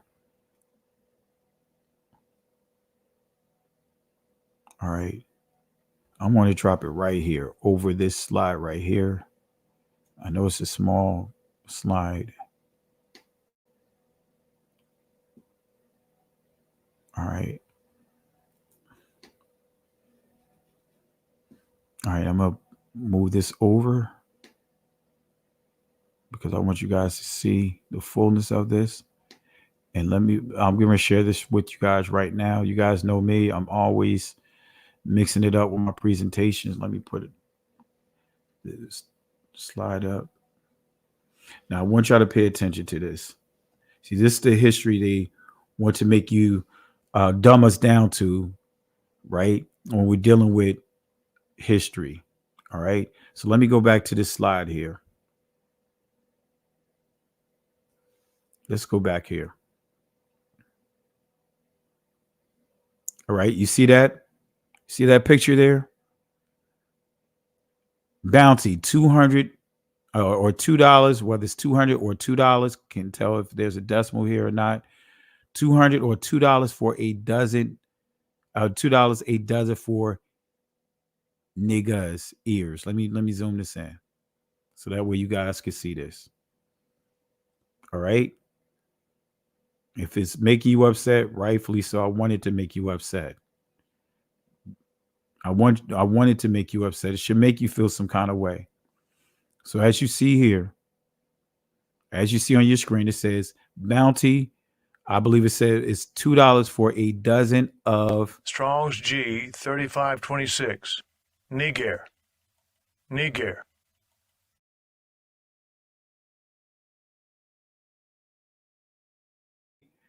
$2 for a dozen for Strong's G 3526. Niger. Niger.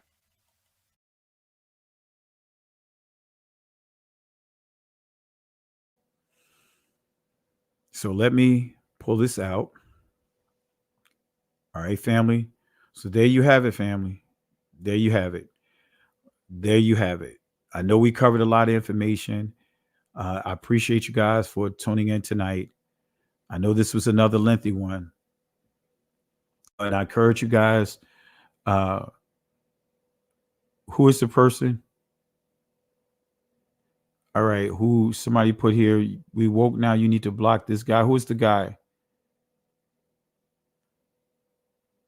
Who's the somebody? Who's this person? Type the name of the person. And moderators, if you have to, if somebody's in there acting crazy, block them. All right. Block this person out. If y'all can't block him, I'll block him.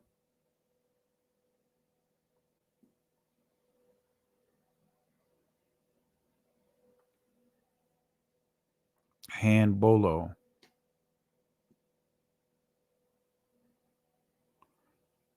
Y'all saying hand Bolo, block hand Bolo.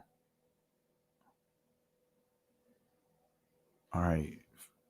All right. All right.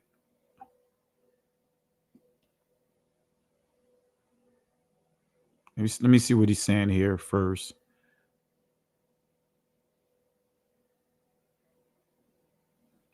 Yeah, let me put this. Okay. I got you guys. All right. All right, family. All right, family. Apologies for the disrespect. Apologies, when you're teaching certain subjects, yes, the trolls come out. So again, I want to thank you guys for hanging in there. Before we wrap up, let's go ahead and give some shout outs again. We're going to start from the recent contributions. Let's start with Baylor 2 times. Let's show some love to Baylor 2 times. Thank you for the love and support. Also want to say Nora, thank you for the love and support as well. And again, family, I will be in Philadelphia this upcoming Friday and Saturday. I'll post it in the community channel, the address, and those that are in the Philly area, those that are in the New Jersey area, let's show up and show out. Those that are in the Delaware area, let's show up and show out. Come check the brother out. Let's show some love and support there. So I will be there next Shabbat night. I'll have the dates and times all set for you guys. All right. I will have my cameras and everything. And, it'd be great to see some of you guys here that are in the area. So again, let's show some love and support for Baylor 2 times. Let's give him a shout out, family. Let's show some love for him. Nora Bain, thank you, sis, for the love and support. And I believe you're from the Philadelphia area. I'll be there next Friday and Saturday. So I'll make sure you have all the information posted on both channels, the backup channel and this channel as well. Also, let's see here. Lisa Jackson, I want to say thank you again for the love and support and the contributions. Walk in the truth. Thank you again for the contributions and the super sticker. Let's see here. Douglas Worley, thank you for the super sticker. Let's see here. Chosen, thank you for the super sticker. Shaya or Kaya, I believe it's Shaya, excuse me for mispronouncing your name. Thank you for the super sticker. And again, thank you, Apostle Lewis, for the love and support. So thank you again, family. Let's show some love for our brothers and sisters that have contributed to this channel and just making it easier for me to do what I do. I spend a lot of resources to purchase resources, to even get into many lectures that talks about this stuff, just so I could get access to the sources. You'd be surprised how much resources that I put out to get books that are purposely priced out of our reach, the average person in our community reach. So I thank you guys again for the love and support. So I encourage you guys, go back over the lesson. I know I gave you a lot of information, and we're just going to wrap up here. I was going to drop the link in here in the chat for the live, but I just don't even want to prolong the lesson here. 3 hours is a long time. All right. So thank you guys. And I apologize again for the disrespect. So again, the backup channel, there's information on the lesson. But I also encourage you to go to the lesson last week, Gog and Magog, on this channel as well, or you could go to the backup channel. I did it live on the Shabbat, but we really break down each one of these names to give you clarity with sources. And also look at the last lesson, last live I did, full live, not the one I did from the car, dealing with I'm praying for Israel, but not that Israel. So with that being said, family, in the words of Moses, right, to the ancient Israelites, excuse me, who was being delivered out of slavery, he said to them, right, when they were ready to go back to Egypt because they was at what seemed to be a dead end, water in front of them, Egyptians behind them. He gave them these encouraging words. He said, "Fear ye not, stand still, see the salvation of Yahweh." These Egyptians that you see here today, you will never have to deal with them ever again. You will never have to deal with them again in terms of they will not have power over you again. The Most High shall fight for you. But here's the kicker, family. We have to hold our peace. We have to hold our peace. The Hebrew word in that text is karash, which means be quiet.